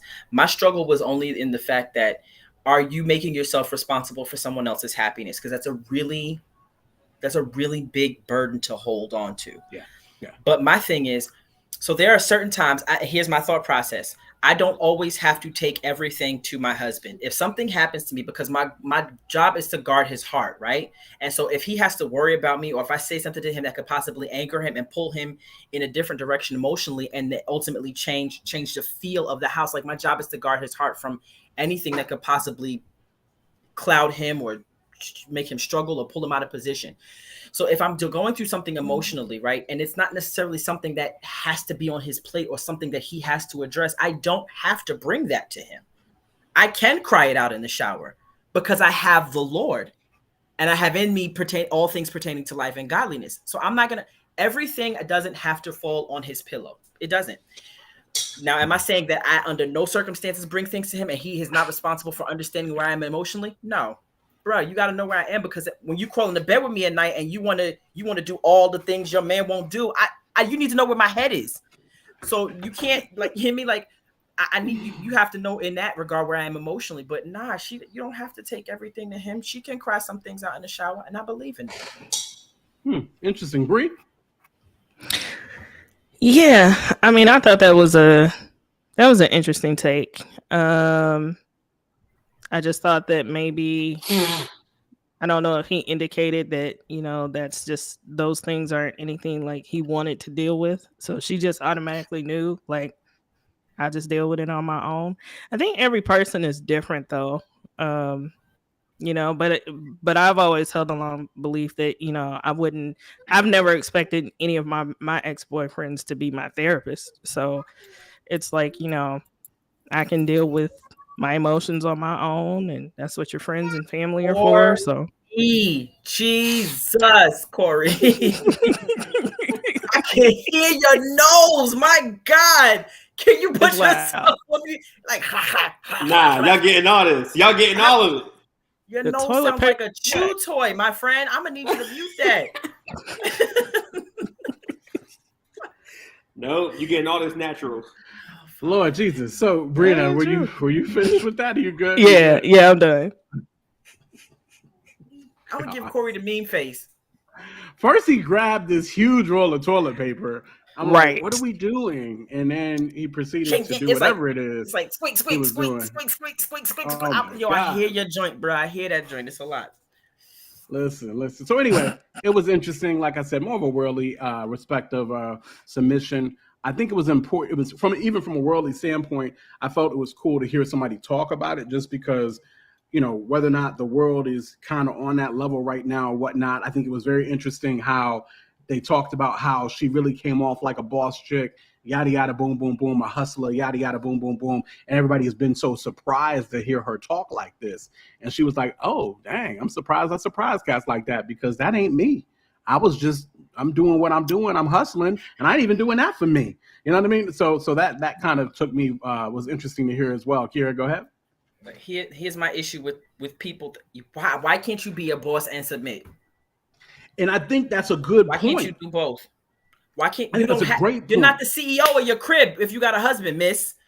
When you're in the crib, you're not the CEO. You might be the CFO, but you're not the CEO, miss. You could turn the boss. If you can't turn the boss off when you go home, then that's another issue at hand. That goes back to, do you trust this man? Because why you gotta run things? There's a way to lead from the second chair. You don't gotta be first chair all across the board. You don't have to be. You could be a boss and submit. I don't know. Yeah. No, I think that's great. That level of balance is a great point. I think, in my opinion, I feel like the world and I feel like the church, to an extent, has kind of blurred the lines on that, and people don't always see that level of balance of being able to go out into the world. I mean, just like the Proverbs 31 chick, she ran stuff on the outside, and then she went home and she took care of hers as well there. So interesting. I love it. Let's see here. Judon says, hey, I'm an introvert, but when I want to express my love for someone, I tend to be extra and over the top. But it's not that I'm trying hard to please. It's just who I am. It's my balance. So boom. Judon's also said Beyonce is the perfect example. Okay. All right. Is she? From a carnal, that whole taking care of home and still fly kind of situation where she takes care of her man, but she still runs the house. I mean, they got a whole nother dynamic going on, but I get, like, in terms of the presentation of it all, yes, she does present herself as a woman who takes care of home, takes care of self, runs her business, but her husband is the authority. Like, she, you know what I mean? Like, but I don't know. It's more, it's more than just saying you're the king of the household. It's guarding him too. Like, I don't know. I'm not trying. My thoughts are jumbled in my head, so I can't communicate them clearly. So I'm gonna be quiet. No, it's cool. It's all good. Interesting topic there. I want us actually to go ahead and jump into this next topic as time is kind of ticking away, and I'm not sure how long exactly this one is going to be right here. Y'all know how it is. Appreciate y'all hanging out tonight, and so this has kind of been the topic of the week. Especially in them church streets, creflodollar comes out and is like, look, I've had a new revelation on tithing, and tithing maybe might have been something under the law. We are under grace, yada, yada, yada, boom. And he talks about how you don't really need how tithing you don't really see in the New Testament, he says. And I'm sorry, my wife is texting me something and I'm trying to talk. I'm like, why are you texting me? Anyway, but she's like, you got 19 minutes, sir. You got 19 minutes. Listen, so Creflo comes out. He pretty much renounces tithing. He's even to the point where, like, look, if any book you might have picked up to mine or whatever the case may be, that was older than 10 years from now, whatever, like throw that joint away. Like, that ain't it. And I think it's very interesting, just kind of the different things that came out from the two sermons. Kira, you said you hadn't had a chance to watch them? I hadn't had a chance to watch them. I saw the streets buzzing about it, and I caught a snippet of the thing that he was saying. But I didn't see the entire thing. Okay, and then Goss and Bree, y'all seen it? Mm-hmm. I watched both parts. Okay, cool. Well, I guess we'll just go there. There's so much to chew on with it, but start with Goss. What did you think of what you saw? Oh man, Creflo done started something, boy. He messed up a lot for a lot of people. A lot of churches about to mess their bank account up. He done stopped the money for a lot of folks. I'm trying to tell you, because they are already weary of that young boy, because he was already, I mean, if you ask me, his last name is Dollar. I think he is supposed to be talking about money. But I'm saying, like, from the standpoint that he was talking about it, and everybody that's connected with him and his the ministries that are under him, like, bruh, like, it's going to be, like, the floodgates, I feel like, are about to be open. And they have to rethink now how they are going to try to control their people. Is control the right word? Control might be too strong of a word. Control is definitely the word that you used. I know, but I'm trying to think, is that the right word? Should I say it? Should I say control? Well, until I find another word, I'm going to say control. So it's interesting because you have to have the balance of knowing what to say and understanding how it might mess up what you've preached for the last 20-something years versus now what you're going to preach. And then what if you come to a conclusion 20 years from now that that's not right? So it's difficult for preachers to have such a hard-nosed stand on something when their theology and their education is always growing and the Spirit's always revealing something to them. That's why I was a little annoyed with Flame when Flame was on his hardcore Calvinism, and then he was like, nah, Calvinism is not right. I'm on this Lutheranism now, or this Lutheran stuff now. But what if he has another revelation 10 years from now? He wants to be Catholic. Like, you lose your credibility each time you change your position. So it's difficult for you to say something because you may not know how long you're going to hold to that. So what you feel, I don't think necessarily you should make it public.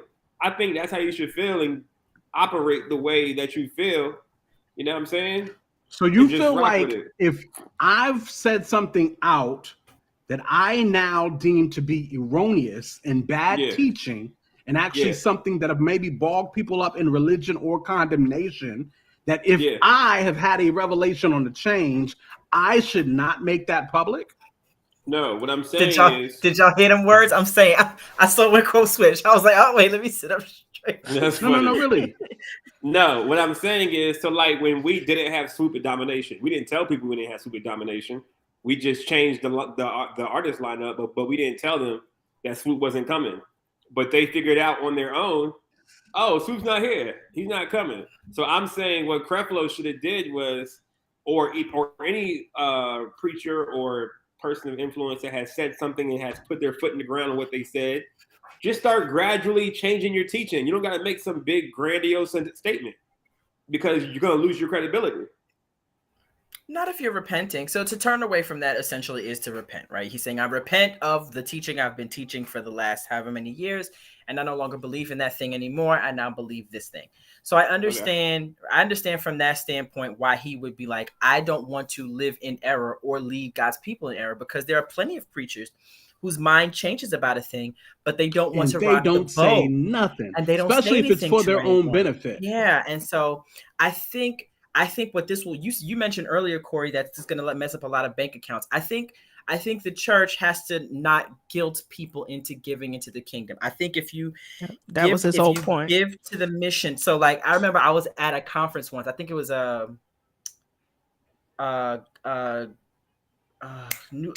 it was like the Paul Morton. I can't remember the actual religion, the actual denomination that they're under. Anyway, I saw one day I went to Paul a conference. Morton is Full Gospel Baptist. Mm-hmm. Yes. Full Gospel Baptist. So I was at a Full Gospel Baptist conference, and they invited Jackie McCullough. Now, if you know anything about Jackie McCullough, she cries aloud and spares not. So they invited Dr. McCullough to the conference, and during the whole thing, there was this real like, I'm pulling on you, I'm fleecing you, give to the ministry, God's gonna bless you. If you sow a seed, God's gonna multiply it. And Dr. McCullough got up there and she said, in the middle of her sermon, she said, tell God, give to the mission because you want the furtherance of the kingdom. Because are y'all teaching correctly? Her whole sermon, she's like, is that what you're teaching the people in Rome? And it was her calling out all of the bishops at the conference to the degree that the bishops were outside of the church. They was tight, visibly tight. Because she kept saying, is that what y'all are teaching in Rome? Are y'all teaching people this in Rome? And I'm listening to her. I'm like, yo, she calling these dudes out at their conference. Like, yikes. And I wasn't mad at it. I was just like, yo, they're never going to invite her back. He's never coming back. Jackie did low-key disappear, too. Yo, she's in upstate New York running Beth Rispa, and that's that. Okay. But she used to be everywhere. Oh, she used to be everywhere. But she doesn't. She don't care about your feelings. She gonna preach the gospel. It is what it is. Let the chips fall where they may. She's very Pauline in her application and preaching of the gospel. And so her thing was, tell God's people to give because you're furthering the mission of the kingdom. Unless you're not furthering the mission of the kingdom, then why do you expect, stop guilting God's people into giving? And she did that for like a solid 45 minutes. She just kept saying things, and the bishops were like, I was like, yeah, this is wild. I can't believe I'm watching this. But I think that's what Creflo is trying to say. Like, when you go to a Jewish synagogue, they don't say give because you will get blessed. They say we need a new air conditioner so that we can keep the sanctuary cool, so that the babies and the women are not sweating. and people just start writing checks. There's no guilt. There's no speech. We need a new air conditioner. It costs $50,000. And people just start writing checks. There's none of that. God is going to bless you. You give one, God gives two. But when you're not forthright about what you're doing with the money, like that's why that's why churches are having to have financial meetings. That's why there's a state of the church address once a year, because you have to give account for the finances. And so I'm not mad at, I from what I saw, I wasn't mad at what he said, but when you're using guilt and shame, which has been a tool inside of churches for hundreds of years, it's literally white supremacy with a black face a lot of the times. And so when you use that, I know that was a hard statement. You finna ask me a question about it. No. I just want to let everybody know, Brina Goss, get in where you fit in.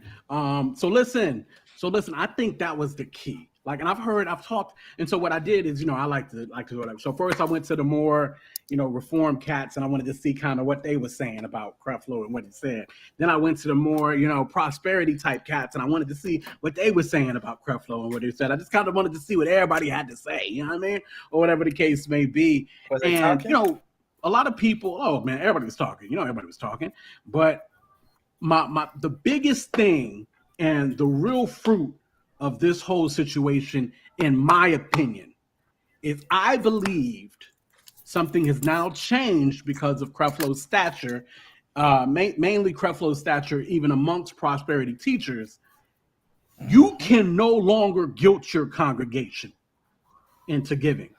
I mean, you can, but they don't know. Yes, they is. Malachi, I'm saying Creflo, because of who he is within Prosperity Joint, with him saying what he said on the shame and the guilt and the condemnation on giving and yada, yada, yada, and the curse with the curse that you see in Malachi and stuff like that. I think that's going to be hard pressed. You're going to have a hard time guilting your congregation into giving anymore. That's my thought process. Why not? I think because I think still church people, they get conditioned every single Sunday, and they don't even know that they're conditioned until they're out of it. So you don't have to guilt them. You can just say. So me and you are now talking two different things, because I'm talking specifically about guilting, shaming, and condemnation. You're now talking about how you don't have to guilt people. So are you saying? So we're not talking about the same thing anymore. You feel what I'm saying? Yes, we are. We're not, Gross. How? We're not. Because you I'm specifically saying that you'll no longer guilt, shame, and condemnation cats in churches when it comes to giving anymore, because of who Creflo is within the prosperity circle. You then just said, so you don't no longer have to guilt. You won't have to guilt people. But anyway, I'll let you finish your statement. But I don't feel like it's congruent. Go ahead.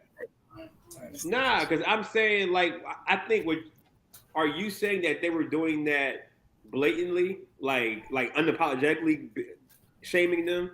Like the congregation knew that they were getting shamed and guilted? No. I don't believe the congregation necessarily knew. Because I'm saying what you're saying, they're doing it, but they're not. They're not getting. It's not called guilt and shame or whatever. That's just regular church. So they don't know the difference between the two. There's no difference. I see what you're saying. Talking about the same After thing. Hearing Creflo, it's not going to matter. Right, because some churches have been. What he's saying is that some churches are so deeply indoctrinated, some Christians are so deeply brainwashed that they will look at Creflo crying aloud and they will think he's wrong, and they will still every Sunday be guilty. Well, it's one thing to think that he's wrong in what he's saying, okay? Yeah. But I don't think that cats will be able to. It's one thing to say he's wrong in what he's saying, but my thought process would be people who are saying that he's wrong in what he's saying, they probably are not tithing off of guilt and condemnation and shame. Do you understand what I'm saying? I think they are. They just don't know it because they've been conditioned that way. And people think that tithing. People think that the blessings come as a result of tithing and not as a result of God being good. That's a fact. They think they're purchasing blessings. because church has taught that when the praises go up, the blessings come down. When you tithe, God blesses you. And so you're conditioned to believe that God is like your earthly parents and he's not good just off the sake of being good. And if you don't think that he's good, then you think his lack of blessing is a result of you not tithing. Or if you're tithing and you're not being blessed, then you think something is wrong with God or he's not holding up his end of the bargain.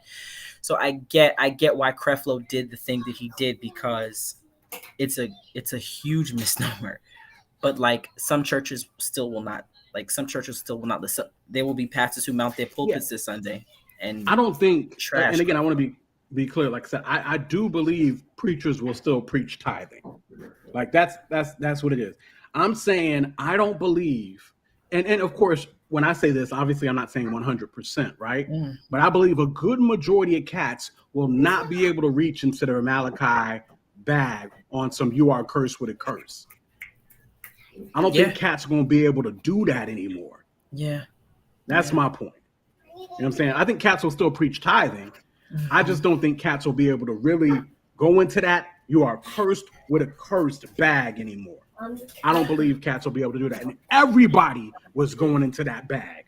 Because it allowed you to get money from the congregation without accountability. And I think what Creflo has done is forced pastors to provide accountability for where the finances are going. When you say you're cursed with a curse, people are not going to question where the money is going because they're concerned with not being cursed. So you can get money from the congregation with zero accountability, as opposed to now you have to be accountable. But even after this level of enlightenment, even after setting the internet streets and churches all across the country on fire, people will still go back. People will still return to their vomit. Yeah, I mean, when you say that, people will still tithe, you're saying? Tithe absent-mindedly. Tithe out of fear, guilt, or tithe out of obedience? What? Tithe out of fear, guilt. Because so biblically, 10% is not what you're supposed to give according to the Old Testament. If you do the calculations according to the Old Testament, you're looking at 23%. Yeah. Not 10, right? And so, but people have been doing this kind of 10% bare minimum thing, and they're scaring people into doing it. But if they can't. Creflo has opened up people's eyes in that they will now question their pastors, and if their pastors cannot provide feasible answers, they will probably leave churches and find churches where they can get the answers that they need. But there are some people who are so deeply indoctrinated and brainwashed that they will absolutely not listen. Somebody said that there are people holding prayer vigils in Virginia to pray for Creflo. Yeah, Richmond. I saw Bowles said that. So again, and it's just I really we'll see what's what. I just don't believe. I believe people will still tithe. I believe still what people will just feel either out of obedience or believing that the tithe is going to therefore bring them a blessing per se. I believe people will still tithe out of that, or even just habitually, just because they've always done it, right? What I really believe is that Creflo possibly was able to break this curse with a curse situation because of his position within the prosperity gospel, whatever you want to call it. That's just my belief on that. Judon went into please explain the 23%. I've heard a lot of cats talking about the 23%. Judon, is tithing for different things in the Old Testament? You would tithe a little bit of this. Tithing, offering alms, and something else. When you combine this is what Israel was required to give. So there's tithe, there's offering, there's alms, and there's like one other offering, all these different offerings. When you add them up, it's 23% of your income, not 10. And those different alms, not considering the festival, not counting all the festivals that would pop up on the Jewish calendar. Tithing, offering, and alms, which were usually given during any gathering, that actually ended up being way more than 10%, closer to between 23 and 24% when you added it up. Cool. Bree, what you thought about the whole Creflo sitch? I know that maybe 10, 12 years ago, he started emphasizing more of his teaching on grace and the differences between, the old covenant and the new covenant, how to differentiate between the two, making sure that as New Testament believers, we're not trying to, live under the law and all that stuff. So when he came out, and I saw the clips and I watched both videos, and it, it's just like y'all just said, he basically just, spoke against using the curse, as a method to force people, into giving. And it's like, when Jesus talked about giving, he always dealt with the heart posture. He talked about, if you're going to give a gift and, you have something against somebody else, go make that right before you come and present something. So it's like, you always have to make sure your motive is correct in anything that you do. Because it's like, you think about Ananias and Sapphira, not every gift is a good gift. They gave with the wrong motive, lost their lives because of it. So it's like, you can't give out of fear. You can't give out of guilt. If you give, you should want to do it out of a cheerful, willing heart. I didn't see where, he said, don't tithe at all. But he did talk about, but it's like, he did talk about, go to God, and find out how much he wants, you to give. I know people who give 20%, 30%. And so it's like the whole thing, the issue that people have, like with the whole prosperity gospel, is like, you give to get. And that's always been a thing. But the correct way is to give so that you can continue giving. Absolutely. So it's like, there were some things that he said that, cleared up, a lot of questions that some people may have. But, when I learned about tithing growing up, it's always in the form of, a method of stewardship. So it wasn't fear-based. It's just, this is how you formulate your life, always include God, in your giving. So, yeah, I hopefully people don't take, his words as, okay, I don't have to give anything. I don't have to do nothing, because people don't take things the wrong way. But again, I believe that anybody who takes his word as, I don't have to give anything or anything like that, those people either were already not giving or they were looking for an out. You know what I mean? Right. If you're looking for an out, you're definitely not being a cheerful giver, right? Right. Going to what Bowles is saying in the chat, he said Creflo was actually the right person for God to use to shed the light on this topic, because it's so embedded in the prosperity. He's so embedded in the prosperity gospel. So if he says it, it carries a lot of weight. And that's where I'm at with it. That's why I believe he was the right one to make the change on that, or whatever the case may be. The question becomes, well, the question that I just came up with, that I thought about when he said it, is, so if Creflo changes his stance on that point, is Creflo still a prosperity teacher? Yes, he still thinks God died to make you rich. now, okay, so listen, hold on. I hear what you're saying, Goss, but he didn't say that in that 3 hours of sermon by any means. He did not. He didn't say anything about God dying to make you rich. He said it before. He said many things before. Right, that's the whole point of coming back. He turned? Well, I guess that remains to be seen. I guess we have to watch him in the coming weeks to see if he has changed his entire theology. Because the prosperity gospel I don't think he's changed his entire theology. I think it's just based on that. But to me, that's what makes prosperity gospel, isn't it? What? Giving to get?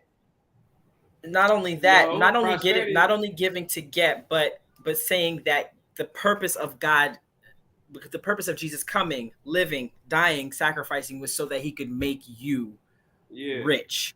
And that's not always the case. Health, wealth, prosperity. Yeah. And so because then what happens to the people who are in the faithful, and they die of cancer, or the people who are in the faith and they die poor? Are they not God's because they're broke, kind of thing? And so it makes you feel like if you don't have money, then are you really the Lord's?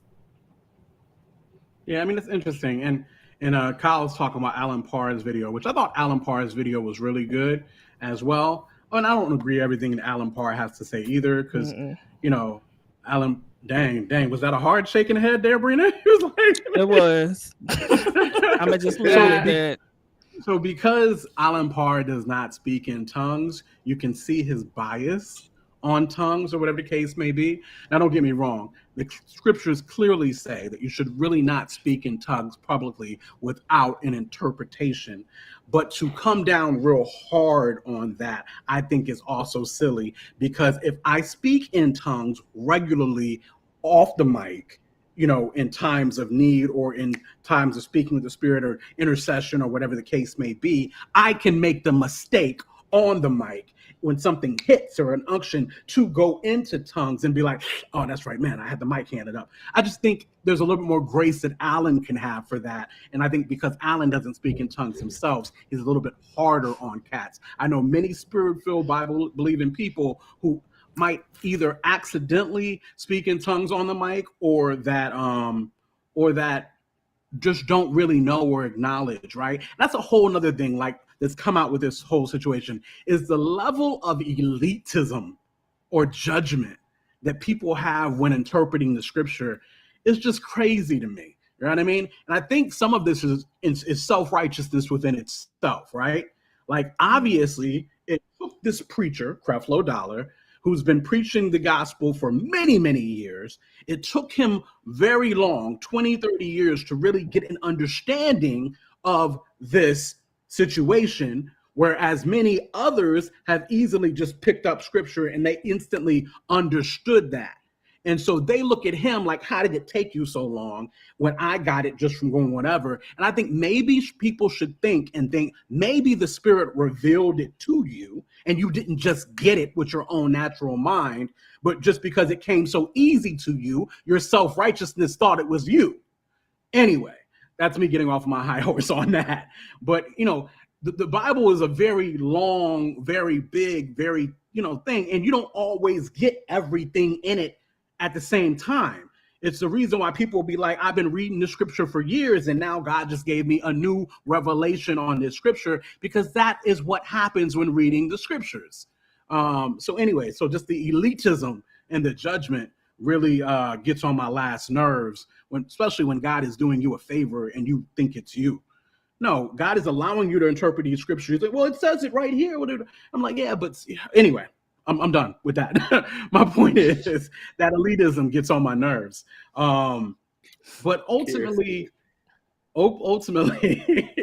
that's what it is. I'm trying to see what else people are saying in the chat here. Boom, boom, boom. No, there's a lot of people talking in the chat about a lot of different things. We gotta go. We're going 2 hours. Guys, you party harder than this. I'm gonna need you. Hey man, thank you, Sister Kira. Okay? Thank you. I love you. I love you, Corey. But I'm gonna need you to simmer down. Okay. Nah, F that. I love you. Simmer down, Squeaky. That's your new name, Squeaky. Simmer down, Squeaky, because you're not. Squeaky. Let's see. Squeaky. Yeah. What did you just say to me, boy? He said, no, you said you could think of a better name than Squeaky. No. But that nose you got. Squeaky's not fly. They call you Squeak? The disciples and apostles of Paul had his companions in collect. I'm just going through the comments, just going whatever, as long as gospel relevant tithing will be necessary. So yeah, again, he's not speaking against giving. He just is trying not to use what he called the T word. He says he doesn't really see tithing as much in the New Testament. So that's, just the thoughts on that. I thought it was quite interesting. Does that mean that Creflo has it all together? No. Do I think any preachers out there have it all together? I don't. I just, man, the elitism gets on my last nerve. He's been preaching hypocrisy for years. He did a lot of damage to people. That may be true. See, that's another thing. That brings me to my next topic. Thank you, Kyle, for saying that. He talked about the damage that was done to people. Now, I don't know. Y'all tell me. I can only talk from my experience. Okay? I can only talk from my experience.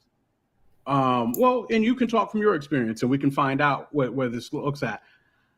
I have been in a lot of word of faith type atmospheres for a long time. Okay. And I personally didn't get a chance to witness, and I've been at many levels of leadership. I didn't witness people getting damaged by the prosperity doctrine. I'm going to be completely honest with you. Most of the people I saw were indeed getting blessed. So I've seen both. Okay. Right? I've seen where people have taken prosperity to the next level. Like they're basically fleecing the flock at this point. I've seen people give their last. I've seen because they've been told that God's gonna bless you if you sow this amount of money. Oh, I'm looking for the $50 line. I need the $100 line. I need the $200 line.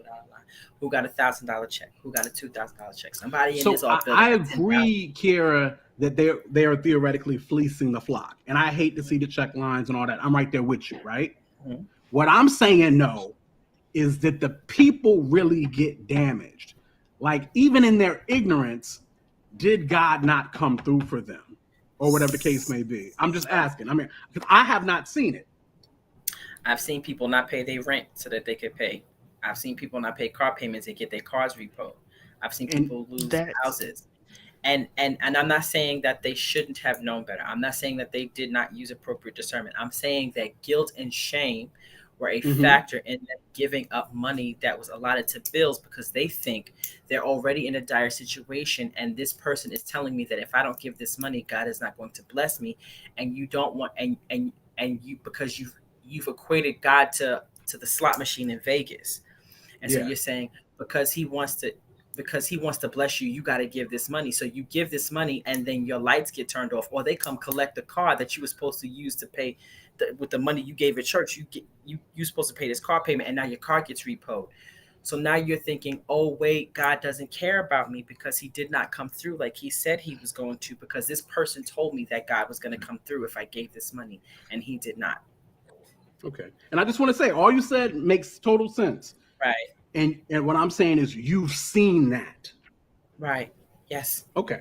All right. Yes. Cool. I just wanted to make sure. Because I mean, I've been in around it a lot of different parts of my whole life, and I ain't seen nothing but people get blessed. Oh, I've seen both sides of it.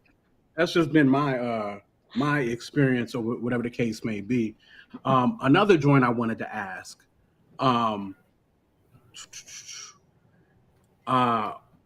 What is more dangerous?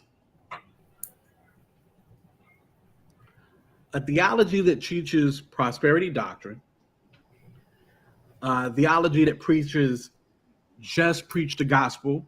Normally that's code word for we don't really care or deal with social justice joints. Or a theology that deals with tying in the gospel of Jesus Christ with American patriotism. Which one of those three is more dangerous in y'all's opinion? If everybody can answer one time. Shoot, that last one. I'm going with the Christian nationalism. That's more dangerous. For you? Yep. That's what Kira. What you say? What'd you say, Corey? What you say? I say it's prosperity. Okay, gotcha. Okay, cool. That's just my question. I wondered what it is. Sometimes I feel like the prosperity joint is easy pickings for certain cats. And so it's easy for them to just hammer in on the prosperity joints as well. So that's just my thought process on it. I'm just checking to see. Let's see. Even as Jesus in the Bible says that God gave us and he died for us while we were yet sinners. So if God can give us his best blessing while we are apart from him, then clearly he will greatly bless believers who don't tithe. And Corey's favorite person, like Diddy. Amen. Yeah, no, I believe that wholeheartedly. Like I said, I am impressed by Creflo's turnaround. I really feel like, me personally, I was affected by the shame, guilt, consequence. I believe I'm still fleshing it out. Shouts out to Inez. She must have just got through working and jumped in. But I feel like I was one who was really affected by that. And don't get me wrong, I had been freed of that probably for the last few years or whatever. But I hate the fact that I do feel like it affected me for a long time. So I really identified with that. So shouts out to Creflo. He didn't have to correct himself. And when you do correct yourself like that, I think, as even Par said, it can question your whole reputation. So it was really humble of him to correct himself like that. But yeah, and so ultimately, yeah, what Kyle just said is kind of what everybody is saying is believers should give offerings, but they don't necessarily have to give tithe, or whatever the case may be. Creflo hasn't changed my giving procedure. I'm still going to give like I've been given, you know what I mean? And I might even theoretically maybe even give more through the asking, the Spirit what to give a little bit more and being more purposeful about that. But yeah, I think it was really, like I said, I really believe cats won't be able to hardcore come at cats from a curse with a curse, guilt, shame situation. I imagine. I don't believe. I mean, of course, somebody will try it. I'm sure.